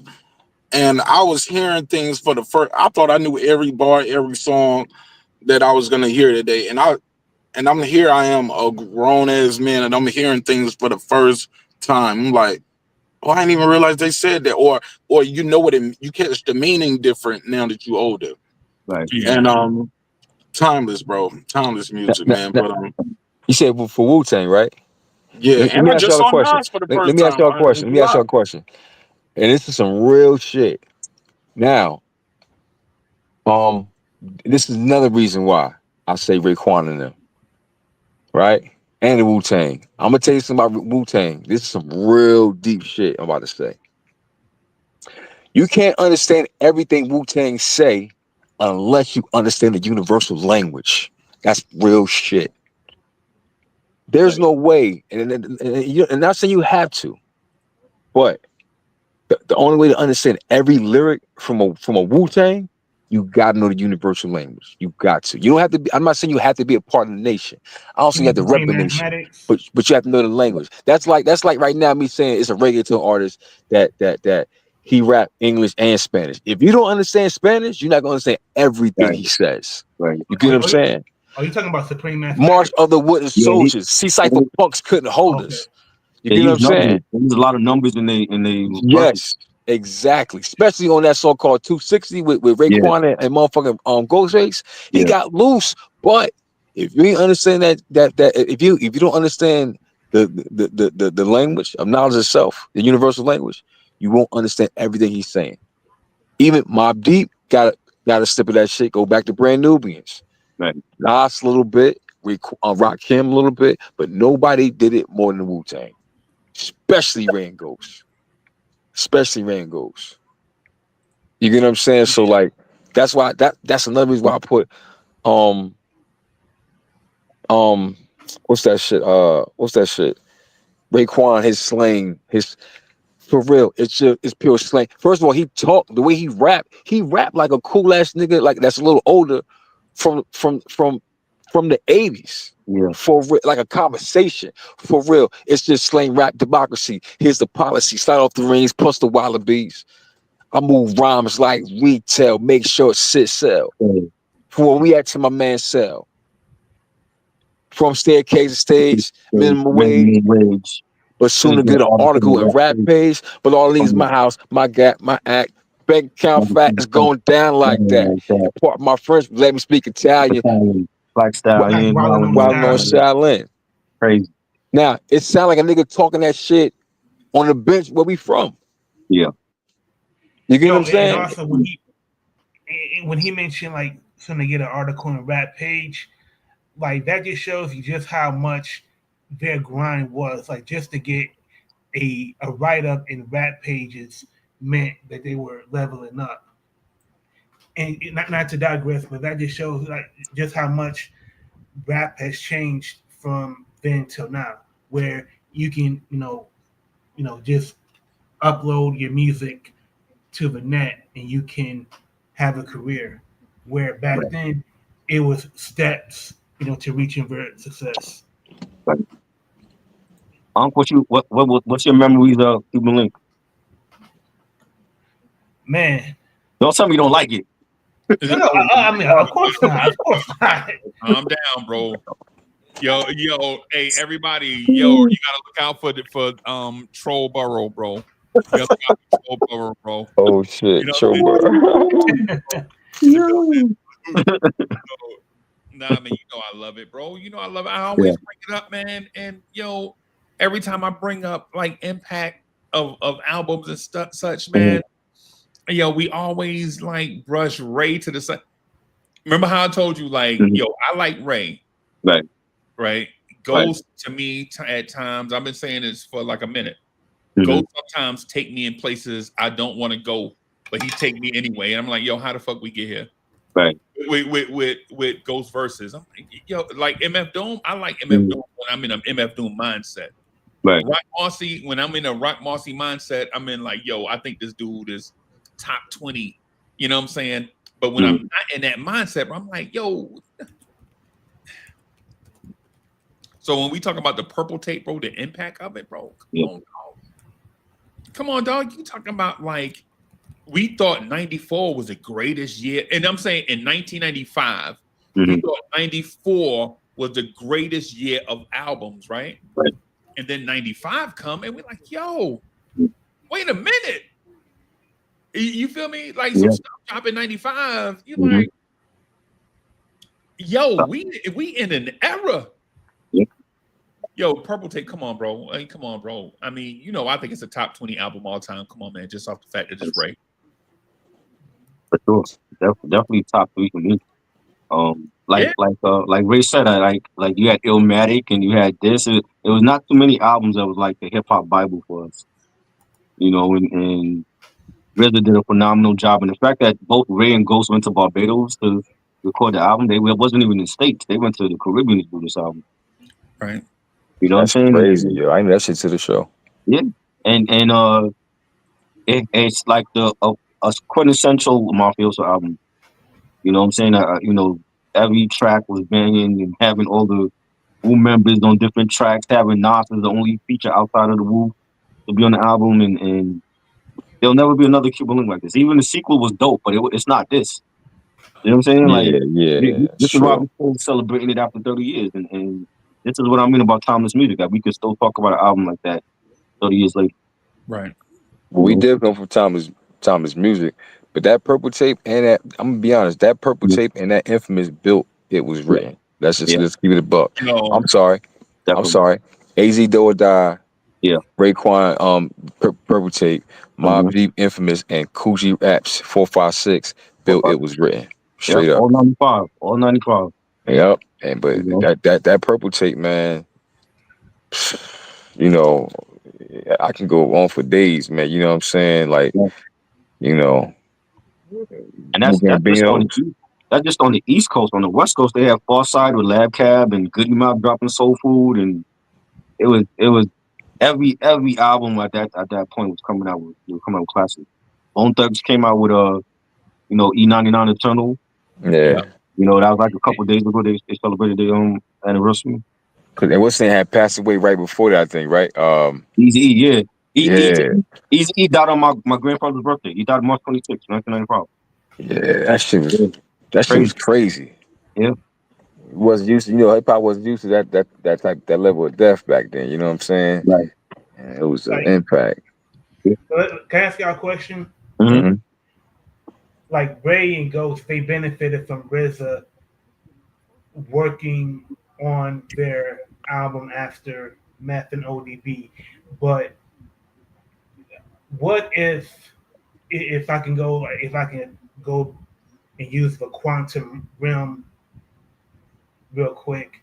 Mm-hmm. What if it wasn't Tikal that came out first, but it was Ray and Ghost that came out that had a solo debut first? I think Ray still would have had the best solo album. Like I don't even look at the order they came out in, but I mean, because Riz already had beats for every album, even like the ones that didn't make it because of the flood. Like he had Inspector Deck album ready, but the flood ruined a lot of the discs that he had the beats on or whatever.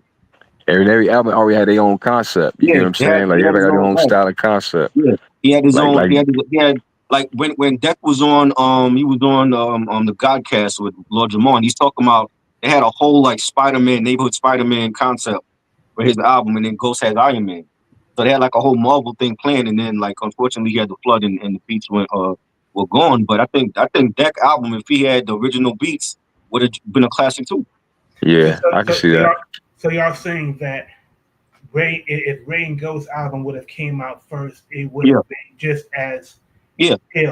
It's still, I mean, because 95 was their year. Like they had 3 solo albums. They had ODB came out in March in 95, and then Ray in August, and then I think it was October was Liquid Sword. Jizza, yeah, that was like 2 of them all classic. Like I love ODB's album. You know what I'm saying? Yeah. But I feel like Ray, I feel like Ray had the best one. Because I was thinking like because Tikal as an album, to me it kind of sounds murky. So I was thinking like if Ray and Ghost would have came out first, would they have run over the beats from Tikal? But from what I understand, correct me if I'm wrong, y'all saying that RZA he had already had. Oh, okay, I got you. Yeah, that was in the Wu-Tang series on Hulu. Like they had they showed when RZA had the flood, and they showed like all the slippy discs that he had with the beat, and like some of those beats got damaged by the flood or whatever. But he managed to save, the Cuban Link beats and Liquid Swords and all that. Oh, okay. I haven't watched that. I haven't watched that Hulu series in a minute. Yeah, it was good. It was good. Like they went in depth for a lot of the stuff that really happened, for the group, and like I was just talking about the Tikal today. Like I was telling people, like it was underwhelming for us because like we was expecting the big collabs, and when once Method Man dropped, it was like he was like the sex symbol for the clan. So, but when we heard it, it was like a very dark album with RZA production. A lot of it wasn't mixed, and that's the way that they wanted to leave it. So it was like we didn't get those big glossy collabs. Like later on, he did the remix with Mary, and that should have really been on the album. But it's still a great album when you look at the discography. You look back at it, and you be like, well, he made his best music with Redman. Like solo wise, he didn't come out with a lot of great albums except for me, the first 2 Tikal albums were like his best, and then he had was it the Day After, that was pretty good, but Def Jam didn't promote it, you know what I'm saying? And then he had like the beef with Wendy, when he came on the radio and said like his wife had cancer and they really didn't want nobody to know that. But other than that, like Blackout 1 and 2 and the Cloud High soundtrack, that's the best stuff he made with Rhythmic. Because if when since we're talking about only Built for Cuban Link, to me, if I think of all of the albums that came out of New York City, to me,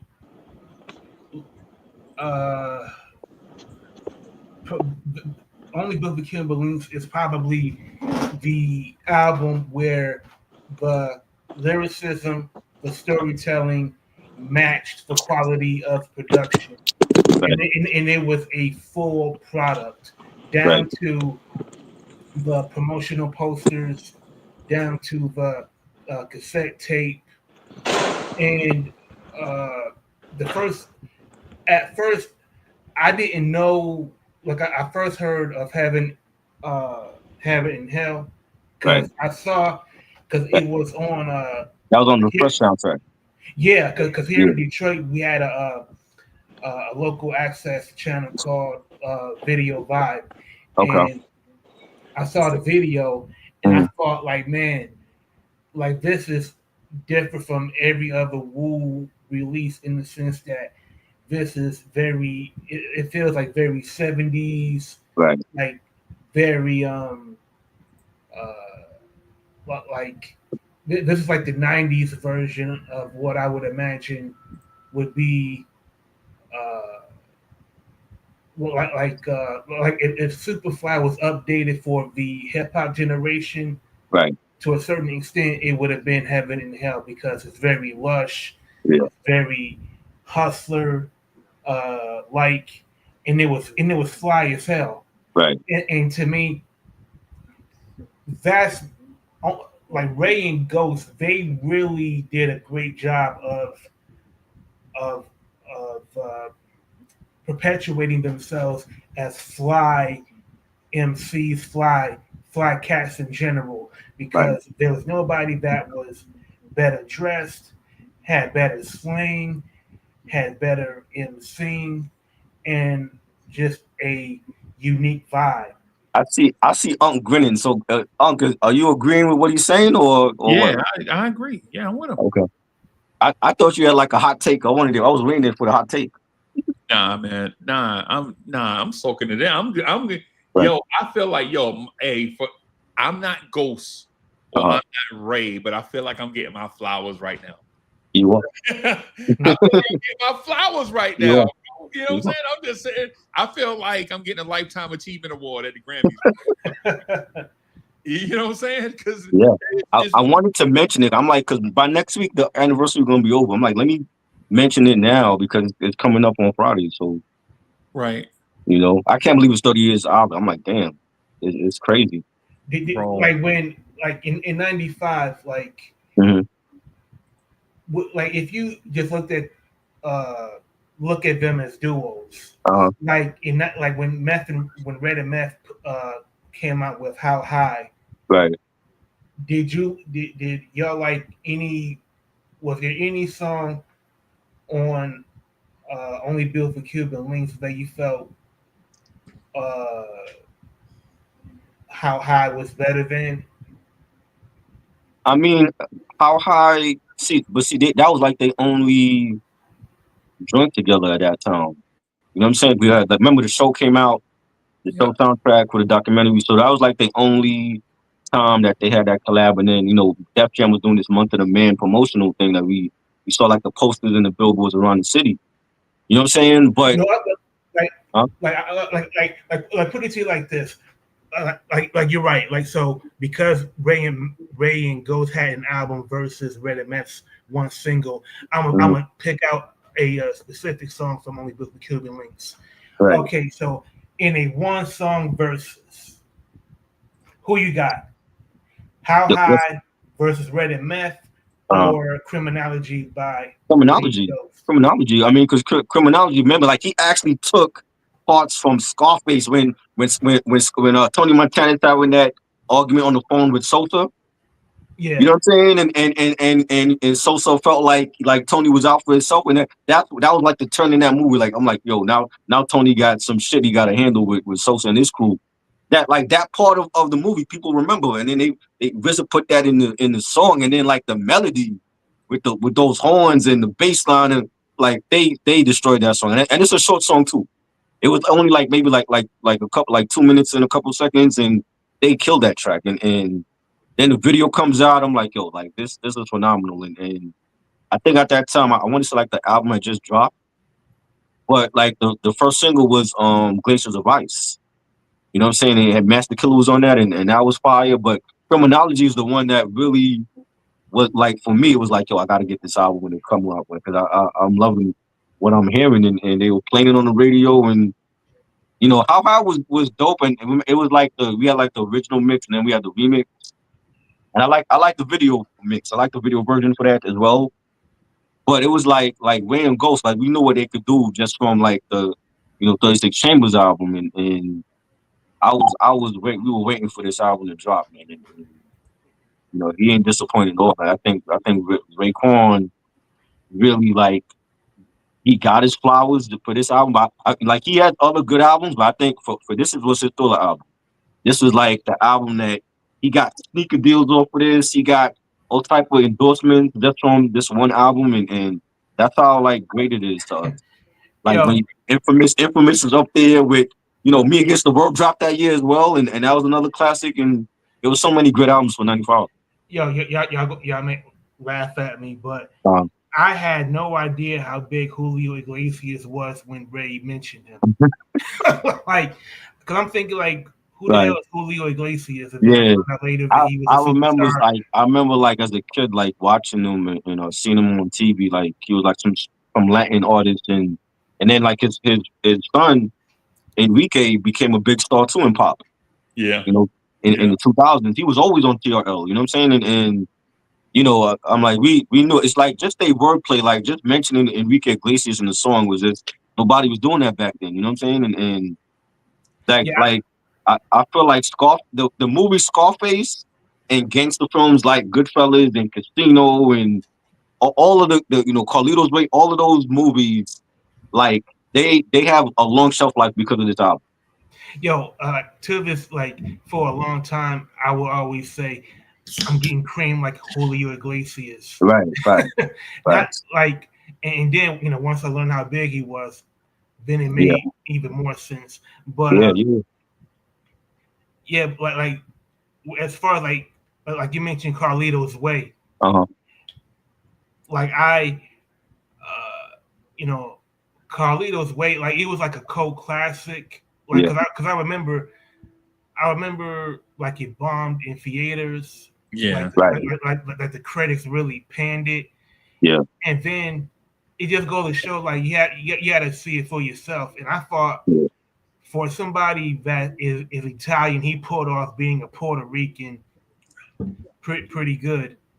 Right. You know. Yeah. I did, you know, and of course, like, you know, who's the actor that played Benny Blanco? I can't think of his name. Was that Jay Fernandez that played him? No, like I can't think. Like I thought he was hella obnoxious. Right. Like I felt like, dang, like just kill this dude real quick, man. I know you're trying to, you know, stay clean, but this dude is going to be a problem. And if you don't deal with it now, he's going to be a problem later. He was. Right. But I did not like for some reason, man, he just irked the shit out of me when I saw it. Oh, man. Yeah, man. Yeah, man. That's your thoughts on the album? Anything else you want to say about the album? I do want to say that, man, the shelf life of Only Built for Kill Bill links is something of constant reinvention by generations. Because like when I see West Side Gun, it just feels like listening to a younger Raekwon. And you know, Griselda really they created a sound that was very much inspired by, Right. that era. Right. And you have Griselda on the new Raycon album. Mm-hmm. I think Ray was on. I want to say he was on one of the West Side Gun mixtapes, like for Hitler West on Reds. So they have definitely that got Ray and co-sign Ghost in already. them, bro. Huh? No, I'm saying they definitely got Ray and Ghost energy. Yeah. West Side Gun and Conway. Yeah, Yeah. Yeah, that was Ray and Ghost energy right there. for sure. Yeah, No. man. Yeah, Yeah, man. I agree. I can't believe, man. I'm just sitting here, I'm soaking it all Yeah. in, bro. I'm Yeah. proud, bro. I'm proud right now, bro. Like, Oh, man, I don't know what you're I talking ain't got nothing to say, bro. I'm just, about. I know you've been quiet. This is like the quietest time you've been on a live stream with me. yeah, bro. Because I'm not saying now. Listen, I'm not saying Uh-huh. that I've been right for a long time and y'all been wrong. That's not what I'm saying. What I'm saying is every time we talk about greatness and I bring up the purple tape, it's like we always in conversations found something that was better than the purple tape. Right. Right. And so even remember when we had the conversation about the Chronic? Mm-hmm. Remember Dr. Dre's second album? I'm like, right. Yeah, that's why before we went on, you said you prefer the Chronic over 2001. Yeah, Yeah, I love both of them. Huh? I love both albums. I think both of them were great. I agree. What I'm saying is not the second album didn't live up to expectation. What I'm saying is after the first album, we like, yo, if this album fire, right, the next one when he really know what he doing, right. You know what I'm saying? Yo, and then we waited and waited and waited and waited and waited and waited and waited and waited. That's what I'm saying. Like the legend, the legend of the second album that didn't even drop was greater than the album itself. Right. I do think that on the 2001 record, Dre let too many nondescript dudes rhyme on that record. Right. Outside of Hitman and M, like I thought there was too many songs where he was letting like marginal dudes get on tracks, right. and I'm like, I mean, that's how I felt about the Aftermath compilation. He let a lot of cats that's not even around no more get on like some dope beats. You know what would be a Jeopardy question is like name somebody from the Aftermath. What was the first album on Aftermath in '96? That would be a Jeopardy question. Name an artist from that record. King T was on that record.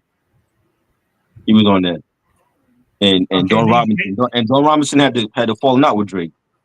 And then name somebody else. Then I don't know about it. I don't know about it. Like they wasn't out. Like they had an artist called RC, and I'm thinking every time I hear RC, I think about the cola, RC Cola. You know what I'm saying? Same thing. Yeah. And I'm like, why half these dudes ain't dropped? Like Dre's been signing anybody just to fill a roster. Hey, y'all consider y'all not to cut you off. Do y'all consider Chronic? All right, you said the first Chronic album, and the second Chronic is 2001, right? Yeah. And but it was named 2001. We counted 99 though. Right, but I'm gonna be honest. Both albums were dope. I mean, albums were dope, but I consider Doggy Style Chronic Part 2. I ain't gonna lie, the Doggy Style was a continuation of the Chronic. Yeah, I agree. You know what I mean? It was like, Aftermath was like East Coast Killer, West Coast Killer. Right. And I guess the Firm the best he did on the East Coast side. You know what I'm saying? But that Chronic one, like you said, I was talking to y'all and not realizing my shit was on mute the whole time. You know what I'm saying? Right. But yeah, that's not easy though, man. That's still not easy. Like making another joint years later. That's the sequel to your original. That's not easy, man.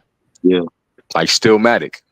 Right, Stillmatic. That was a great album. That's his bounce back after Nostradamus. Right. It was. It was. Yeah. I mean, God bless Clark Kent, but he was tripping on his thoughts about RBX. Yeah, what did I heard him say something, but he was like he was whack or something like that. Yeah, he said RBX kept the Chronic from being classic. Nah, man, come on, man. Wow.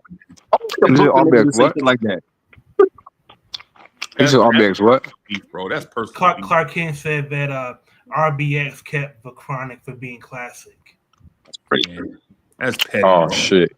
Damn. No, I disagree. If anything, he added to that motherfucker. Yeah, for sure. Mm-hmm. I mean, his style was unusual and unorthodox, but it wasn't like when he got on a track, he just like started to fast forward. Right. But he was cracked though, man. His the style, the energy. He kind of low key got his ODB on before we knew who ODB was. Yep. Real shit. Right. His first album, The X Files, RBS Files. Yeah, it was all right. It wasn't great. And he was dissing Dre on that album. Yeah, but the best song was AWOL. Was AWOL, right? Facts. But I can't go with saying that he ain't make it he took away from it being a classic. That's a little stretch. But I will say RBX, he did get at Dre. Yeah. Not like he was saying some real stuff about Dre that people just sweep underneath the rug. Right. Well, when you're on Dre's level, you know that shit come with the game. Yeah. Right. Well, I don't know what happened though, but it's always some shit.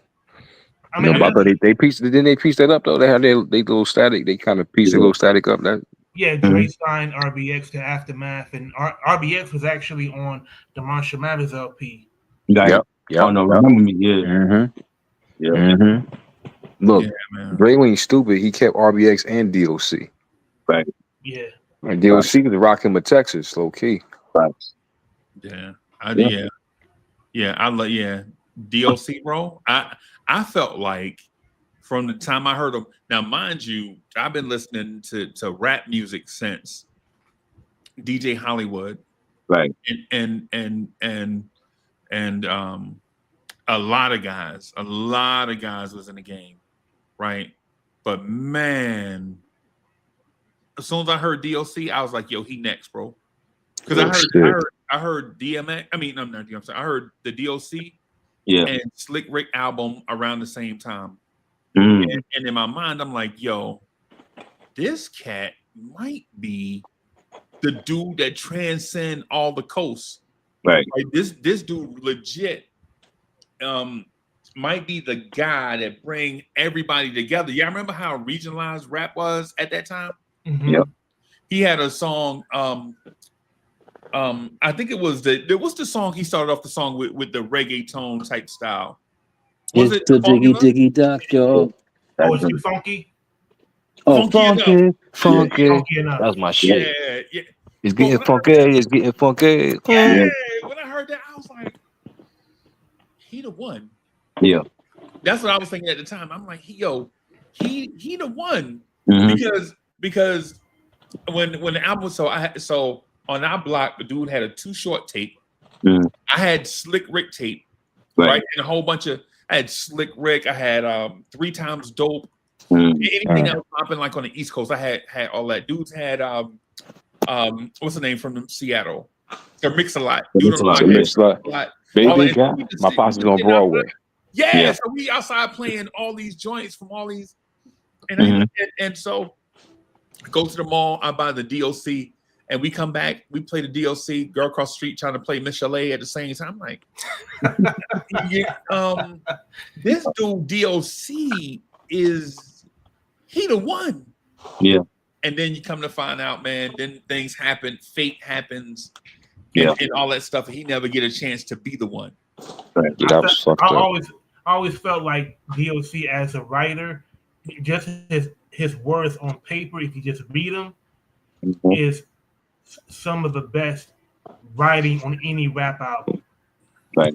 For any lyricist, like that's how ahead of his time he was. Right. And another person I felt like had the potential to be that and didn't get the chance, one reason or another, not to be that, was a dude named Sean Price. I was like, yo, he might be. Yeah, but I feel like Sean Price, he put boot camp on his shoulders in the 2000s. Like when everybody else wasn't dropping nothing good. Like except for Buckshot and Ninth Wonder, OGC, they've been gone since the 90s, and Rock with DJ Lethal, but Sean Price held boot camp down with those 3 albums alone, and then the mixtape stuff. And also, Sean Price, he had a lot of offers to sign with major labels. Right. Because he had a chance to sign with Def Jam. Mm-hmm. He turned it down, even though the money was there. But he said, he was going to be loyal to Doug Down, and I respect that to the fullest. I respect that. Yep.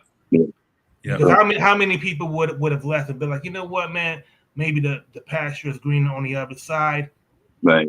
Like I want to get some of that, mainstream money, but his presence on Doug Down, it helped elongate the commercial success of Doug Down. Right. Because look at Raucus. Like Raucus came and went. Yeah. There were a lot of underground imprints that that fell by the wayside. Duck Down was the only one of its kind that stayed to the very end. Yeah. Right. Hey, Rock. Yeah. Guess what represents that raw shit now though on another level? Mass Appeal. Yes. They up, bro. Hey, yo, they up, bro. Real shit. Like, far as on that level of hip hop label, Mass Appeal is up, bro. And by doing that move, what is it? The 7 album Legends Has It series. Listen, man, that's the illest shit. I think their business model is going to be very successful because it's very niche. It's a boutique label, so like the standard is like when you see that Mass Appeal logo, it's like a stamp. You know the quality is going to be there, and you're always going to give it a listen. So that's what works for Mass Appeal. Right. Yeah, I think I agree, man. That Tri-Ball get everything.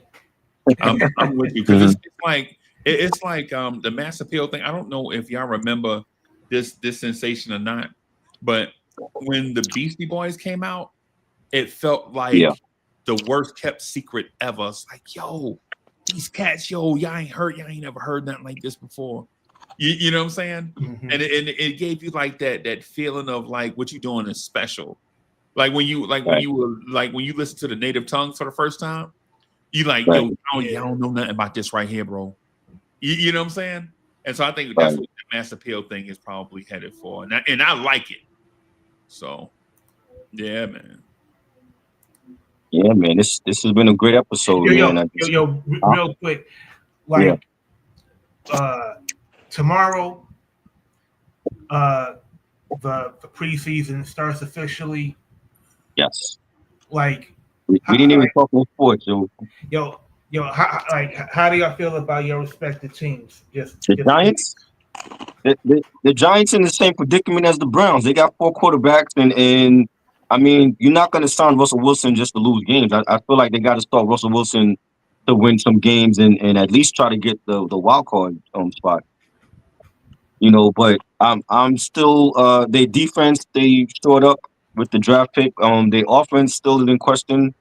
I feel like they need another receiver to go with Neighbors. I mean, they got Jalen Hyatt, I think, but haven't seen him yet. I don't know how good he is. The running back situation with Tracy, he was a backup last year to Devin Singletary, and now he's starting. And I don't know if he's going to be good. The tight end is in question.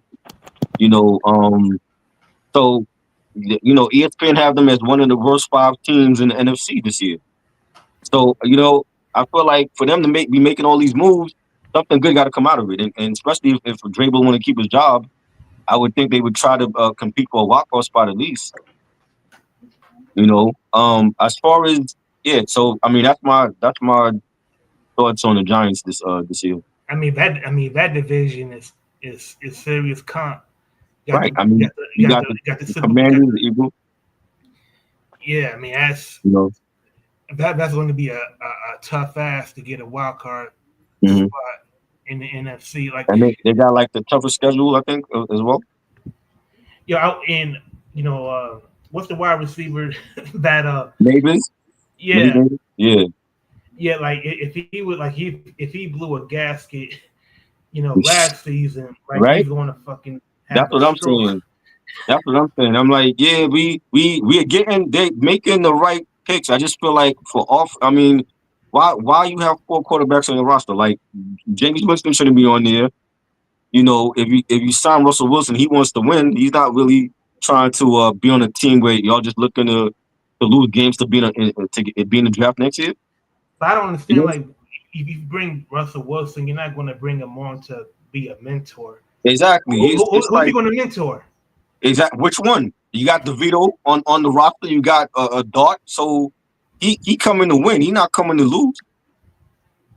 Yeah, that's true. So I don't know. I don't know what they're doing. Hopefully, I would like to see them have a winning season this year. At least finish the season 8-8 if they could do that. But I don't know. I don't know what to expect from them. What do y'all think about the owner of the Cleveland Browns openly saying he doesn't want Shedeur Sanders? I thought that was. Is that what he said? Because I thought like from his comments he was throwing the GM under the bus though. Yeah, well, the owner said something to the effect that he he doesn't really believe in Shedeur. Like, oh wow. He's but the thing is, like, I don't understand. Like, why draft him then? Can somebody explain to me, like, Deshaun Watson? He gave him a wild extension. Yeah. Like, you're going to be paying him $20 million for a couple of years, and he's Right. going to he's going to be on the sideline, all season long. Yeah. But who's better than Shedeur Sanders then? But they can't get rid of Watson because of the money, and they basically stuck with him. So it's like, okay, so you got your premier quarterback that you thought was your premier quarterback is out. So now you got what, 2 rookies and you got Joe Flacco. If Shedeur can't beat out Joe Flacco to start, then he should have never been got picked in the first place. Man, that would be so embarrassing. What you think? I personally, I think the Giants trash, bro. The Giants The Giants might not win another game for like 3 years. Bro. No, they're not. They're not worse than Cleveland. I think they're better than Cleveland right now. No, they ain't better than Cleveland. What? We gotta relax, bro. Calm down, bro. We gotta relax. Bro. The Giants is garbage. Bro, they are not one of the top 5 worst teams in the league. No, hell. Which one of y'all Cowboys fans? Which one of y'all Cowboys fans? Not me. Nah, I ain't no hell no. No, it's all Giants. It's all Giants for me. All Giants fan on this joint? Nah, yeah. Nah, I ain't no. I mean, come on, like you know who my team is. Oh, he's a Lions fan. I know you're a Lions fan. He's a Lions fan. I don't know about Unc is from Jersey, but I don't know who's your team. Yeah, I'm a Bears fan, bro. You're a Bears fan? The Bears? Oh, hell no. Come on. Shot town. It's so in the mortal words of MC Shan, bro. You love to hear the story again and again of how it all got started way back when. The Bears can't even get their offense straight. How they go? This is another quarterback that they got, and they blaming it on the quarterback.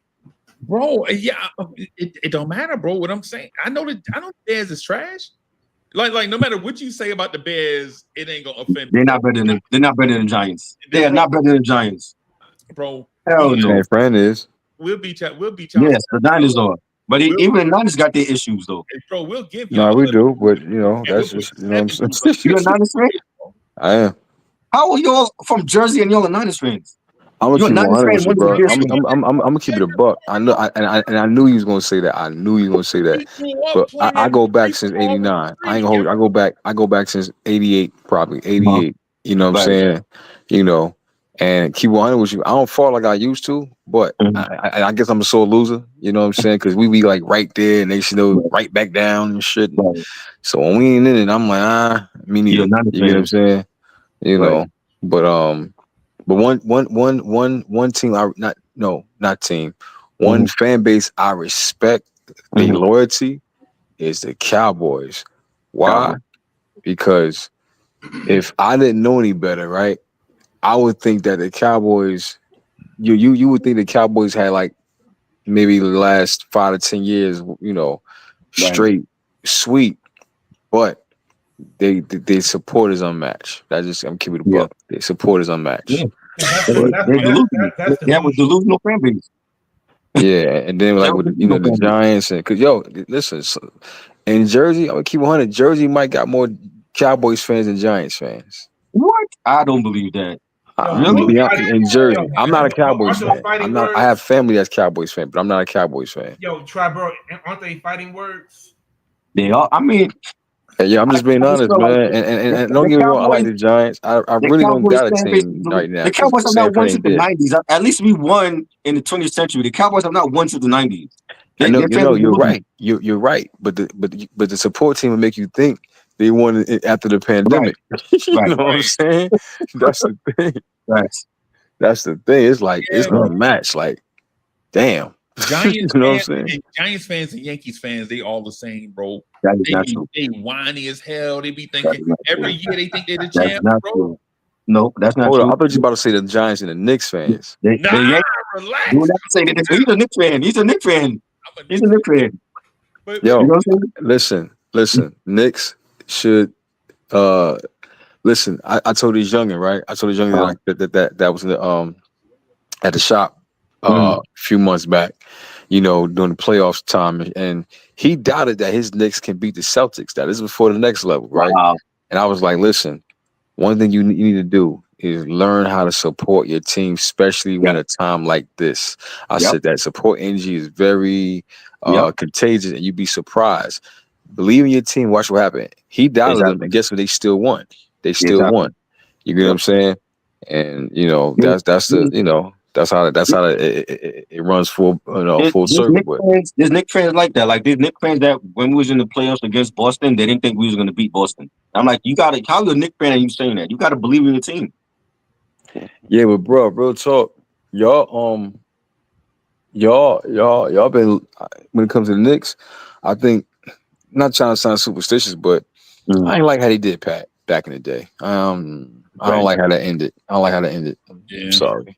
You know what I'm saying? Pat was supposed to retire a Knick, Mhm. not a supersonic with a Hummer Right. as a gift for the retirement celebration. Y'all remember that, right? Yeah, I remember that. I remember watching that. Yeah. That was when T Mac and them Yeah, was you know what I'm saying?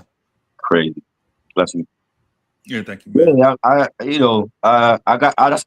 believe in all my teams: the Giants, the Knicks, the Mets, the Yankees, the Rangers, all of them. So I feel like every year they should be in it in some type of form. So And the hopefully, the Giants. Rangers. Yeah, the Rangers. I like the Rangers. I like the Rangers like during the playoffs. I watch them. Yeah, you Yeah, don't that know shit. about me, bro. Yeah, that's Yeah, I Oh, just saw man. the Mets swept the Giants over the weekend. Yeah, but we lost to the Padres though. We got swept by the Padres. I'm pissed about that. Yeah, we made some Yeah. You know trades what I mean? today, though. Yeah, they made some trades today. Yeah, Yeah, man. Yeah, man. We ain't yeah. playing no Man. games out here, bro. I'm saying they got to beat the Dodgers. If they can't beat the Dodgers, they're not going to the World Series again. Yo, You know? like right now, the Tigers are 10 games. We got a 10-game lead in our division. Like Right. right now, like this, like I remember a year ago, Uh-huh. like they were just getting hot, and I Right. felt like had they got had they had a few more weeks, to get a little bit more, to get some more series wins, Right. we could have had a better matchup. Yeah. Yeah. Like that, like man, like I hope that we can finally, get over this hump. Cause If they get in right, they got to play the West. yeah, What are they playing? So they would have to play like Seattle or something like that. It depends on record, right? Right. Yeah. Like yeah, whoever wins that comes out of the AL West or whatever, they have to play probably Seattle. I think Seattle is in the league right now. Or is it yeah, Houston? because the Tigers and the Blue Jays got identical records. Right. So Ooh. like the last month is going to be really exciting to see who's going to, Right. you know. Do you think tomorrow they need to go after another big bat in the lineup? No, we need some pitching.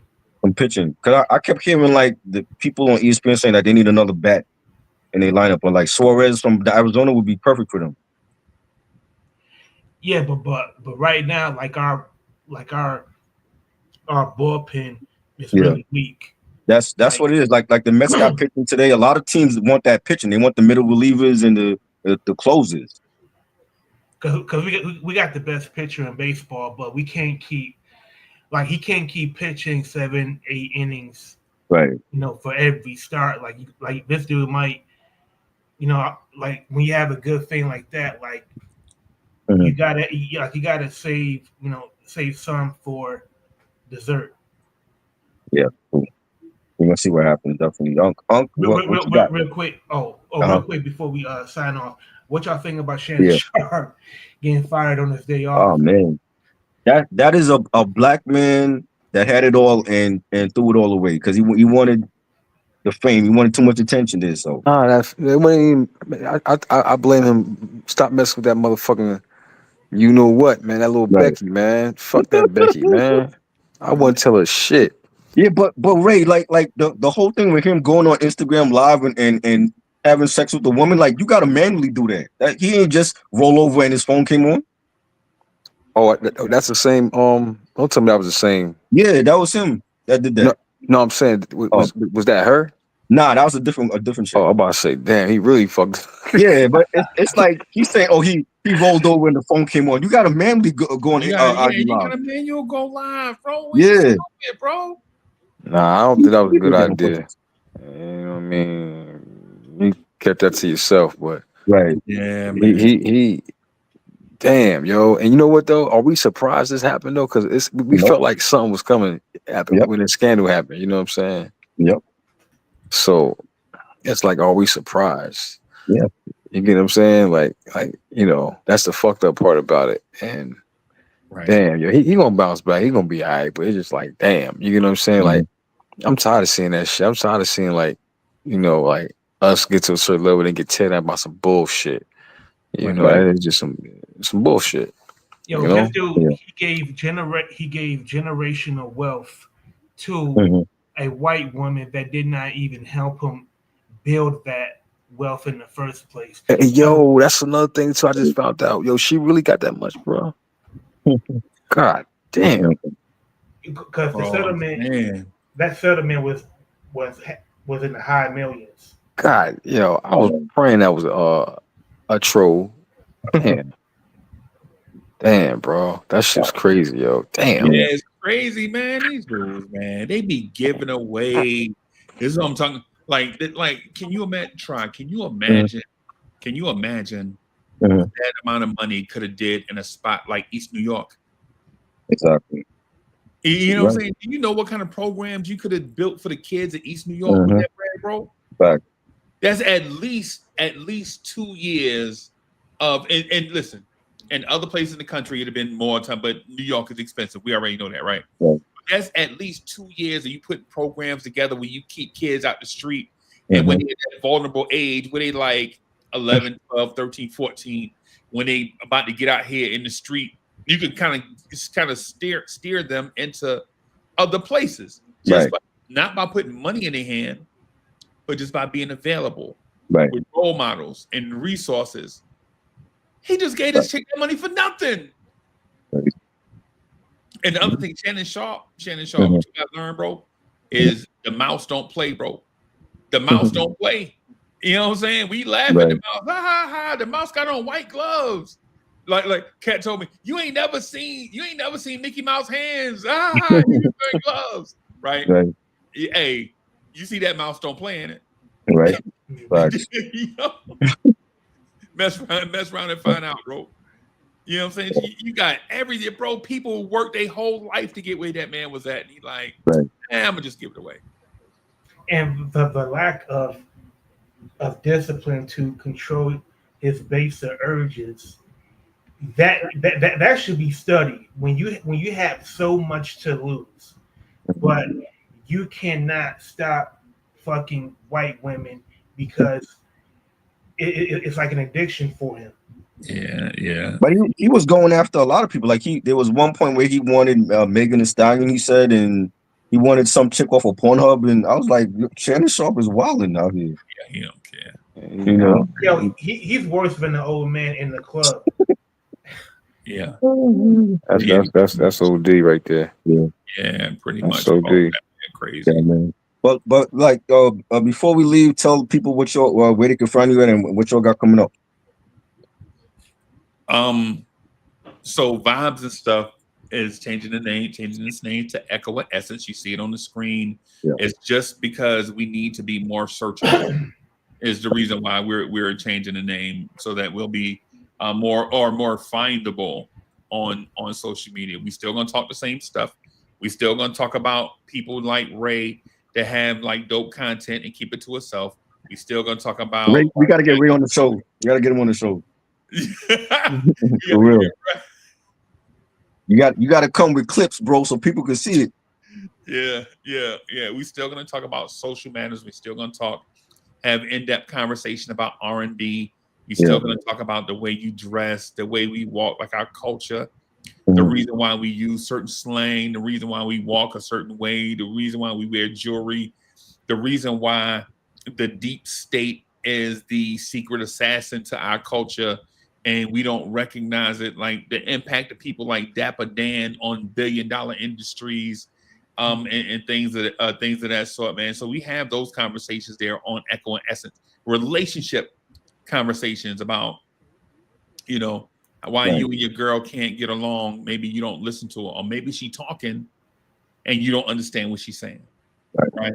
Like relationship stuff, work stuff, all these things. So if y'all interested in like the culture and wanna infuse intelligent conversation and thought into positive vibes on the internet and social media, Echo and Essence is the place to be, because if you don't infuse education and thoughtfulness and caring and the essence of our culture into the conversation, somebody else gonna do it for you and you might not like it.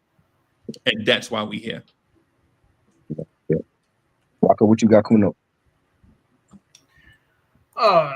Right now, like you can find me on IG at RAKABASH. And recently I came into contact with somebody that produced on the Apocalypse Now album. He produced a track called Representing 93. Wow. And we follow each other, and I just expressed my admiration for his work. And he's working on the book, and I expressed, I would love to, interview you, just chop it up, just talk about, your career, what you, your music career and what you're doing now. So, hopefully, if all goes well, I'll be, interviewing him in the future. Oh, send him our way too, like for Echoes and Essence, so you could talk properly. Most definitely. You know what I mean? Like I just, like when, when things, like sometimes like you just don't realize how much a chance, right? Like when opportunities just arrive just by serendipity, you just don't realize how they came to be. But the most important thing is take advantage of it, nurture it, and hopefully, he'll be, down to, chop it up with us, here. That'd be dope. No doubt. Yeah, man. Thanks. Shout out to everybody that came through. Reg, I saw him in the chat earlier. Sam, as usual. Mark Nash, shout out to him. Go follow his channel. He has a channel on YouTube, Mark Nash, and he does like cultural stuff as well. He talks a lot of boxing. He loves boxing as well. And definitely gonna come back next week. I got an idea too for next week, and I'm gonna hit y'all up about it. Definitely this was fun. Like, comment, subscribe, share, all that good shit. We out. Peace. Peace, Sean. Peace. Yeah, man. Yeah, man. I